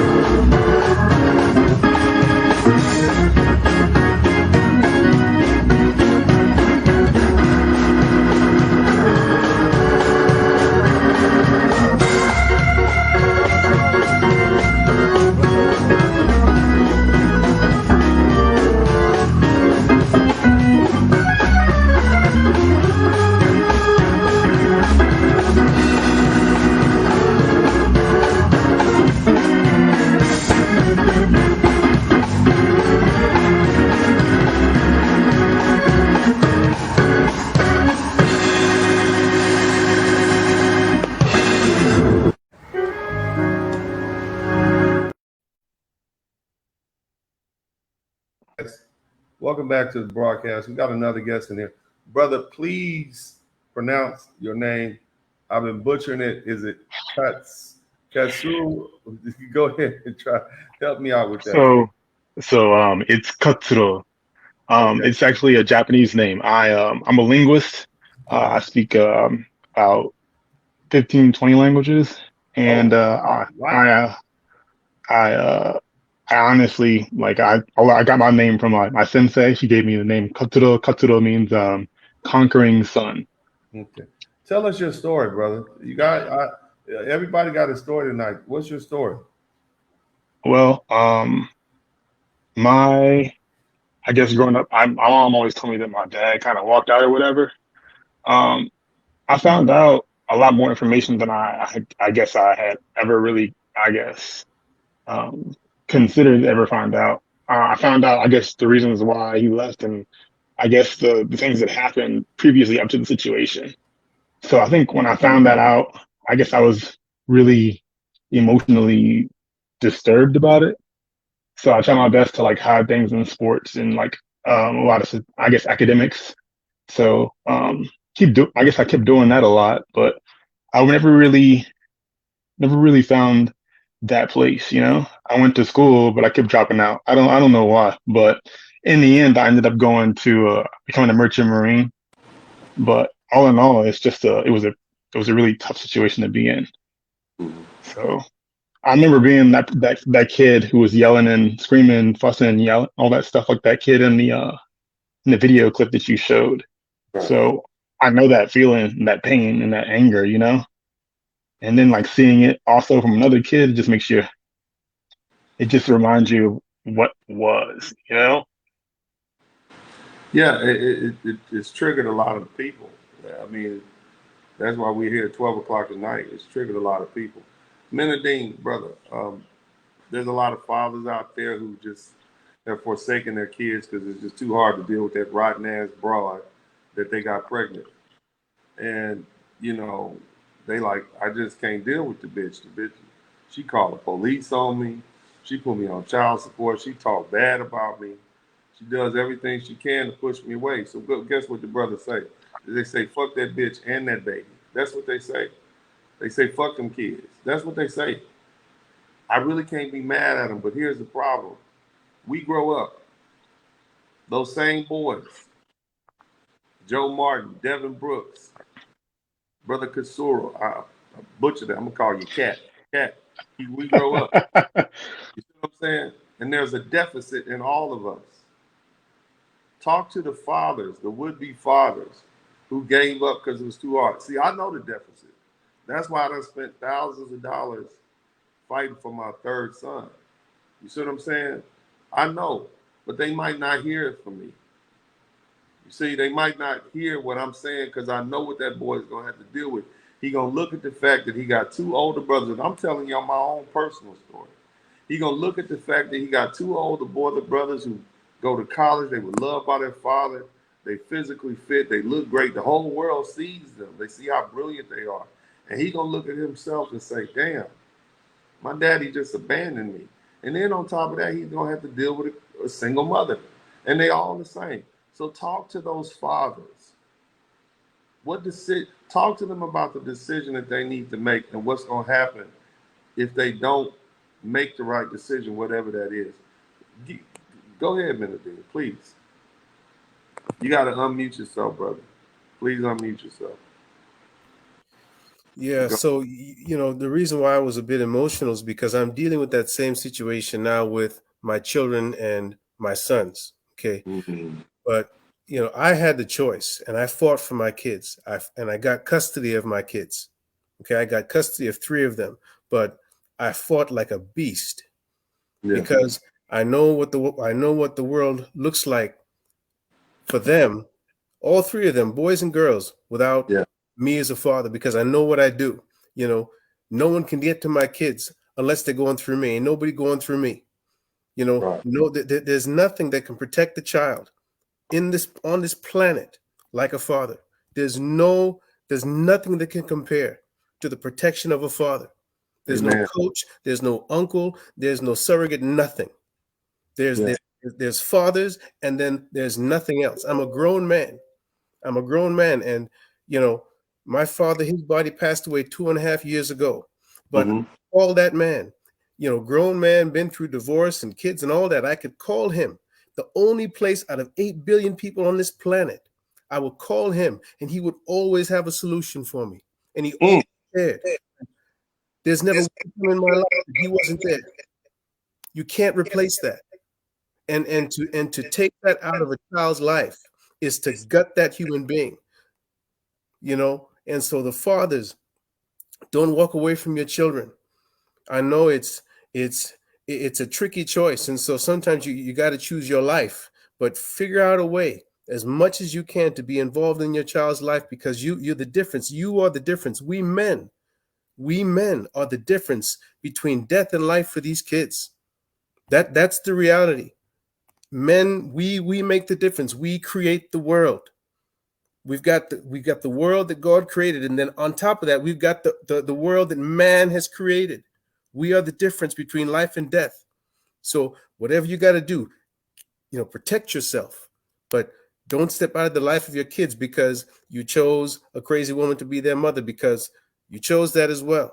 And you can't have your children pay for your mistakes. That's why I made sure I stayed in my kid's life, because I chose that woman. I had sex with her, and she was the wrong choice. But I can't let them pay for the rest of their lives because I decided to lay down with the wrong person.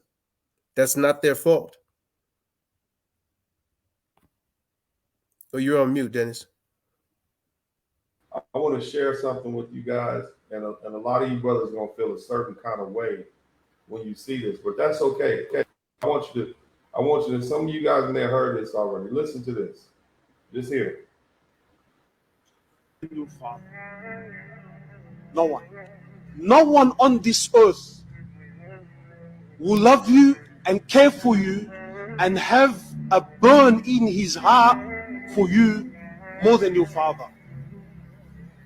And it's important that you know that your father is the most valuable person in your life. No one on this earth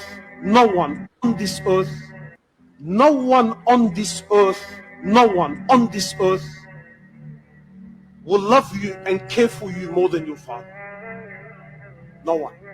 No one on this earth will love you and care for you and have a burn in his heart for you more than your father. And it's important that you know that your father is the most valuable person in your life. I let that play twice for a reason, because we need to hear it. Now, as a young man who didn't grow up with my biological father, I just met him about 11 years ago, I feel like I'm missing out. And the only way I can correct that deficit is by being that type of father to my sons. I can't undo what was done before. Y'all understand what I'm saying? We can relive that past. Joe Martin, Devin Brooks, Menadine, Brother Cat. I'm dealing with this myself. That same pain. And sometimes I tear up just, and I'm a motherfucking grown ass, 6'5", 300-pound man. You see what I'm saying? And I tear up at how good of a father I am to my sons. You understand what I'm saying? Because that's the only way I can heal that little boy inside of me. And at my age, I still got that little boy that needs to be healed. And he's protected when he sees that my sons are protected. You understand? Because I see my face in them. And I would never want what happened to me to happen to them. There was a time, man, and I don't want to get too personal into my business, man, but it was 2018, and I found out that my ex-wife was saying some things to my sons that I didn't like. I cussed her motherfucking ass out from one. We've been divorced, and that was highly inappropriate. You see what I'm saying? Cussed her ass out, told her I'll fucking put you in, don't you? You see what I'm saying? And I wish somebody had done that for me, to my mother. You understand? And some of y'all feel the same way. You weren't protected. I get it. I'm not judging you, brothers. I'm not judging you. I'm not gonna let people judge you. Any motherfucker that got a problem with us being honest about this shit, fuck you. Okay? Fuck you, fuck all you motherfuckers. And I'm saying that whether I end up being a judge, a senator, or something like that, fuck you. We are always going to support these black boys who were mistreated when they were children. And I don't care who it was. So we so quick to blame the daddy. If we was talking about how our daddies wasn't shit, it wouldn't be no problem in this conversation. But because we're talking about the ineptitude of our mothers at this time, it's a problem. But fellas, let's do this. We don't need to dwell on this anymore. We got the point. I empathize with that young boy. I'm gonna tell you again, he's reacting to the shit he's been through. She's not reacting to him in the video. He's reacting to all the hate and deprivation and pain and agony that he's had to suffer in his short teenage life. That's what he's responding to. So that's who I empathize with. That boy don't have mental issues. That boy's angry, frustrated with that silly ass mama he got, who's been doing that, egging him on and bucking him up and enraging him for apparently, his whole life. That's what he's angry at. And there's a lot of other angry black boys who are now grown men who are like that, whether they 30, 40, 50, 60, some 70, they still angry. And so, brothers, I ask you guys to begin to recognize that you can't bury that with degrees and money and alcohol and sex and fine women and trips and fancy cars and gold chains. What do we do? You can't bury it. You see what I'm saying? You gotta deal with it. First, recognize it, assess it for what it is, recognize where it came from, and then confront it. You're not gonna get anything from your mother. You see, I did the best I could. Bitch, no, you didn't. But that's all you're gonna get out of her. Or you're gonna get silent. So it's nothing you can do with her. All you can do is move forward. Yeah, maybe you want to bring it up, but you're not gonna get the response that you want. That's not me telling you that. That's the therapist that told me back in 2015 when I went to see a therapist about all the shit I was dealing with. But anyway, fellas, we 22 minutes over where I like to be at. Thank you, Joe Martin. Thank you so much, brother, for your heartfelt conversation. Thank you to Devin Brooks. You guys, the honesty that you guys bring forth helps others realize it's not just them. And so they realize they're not alone. That's important. I think that's the greatest work that we do on this page. Menadine, always good to have your wisdom here, brother. I mean, it's just, my goodness, you need a page. You need your own page. You need to talk more often. And then, Brother Cat, thank you so much, man. That's amazing. You speak multiple languages. I'm glad you took that energy and you did something positive with it. That's what I think this young man needs. That's what I think that young man, that's what we all need. And unfortunately, many of us didn't have it, but good thing is we have each other now. We continue talking about these subjects. Other than that, I love you all. I truly mean that from the bottom of my heart. I love you and I empathize with you because I understand it. I know exactly what you're dealing with.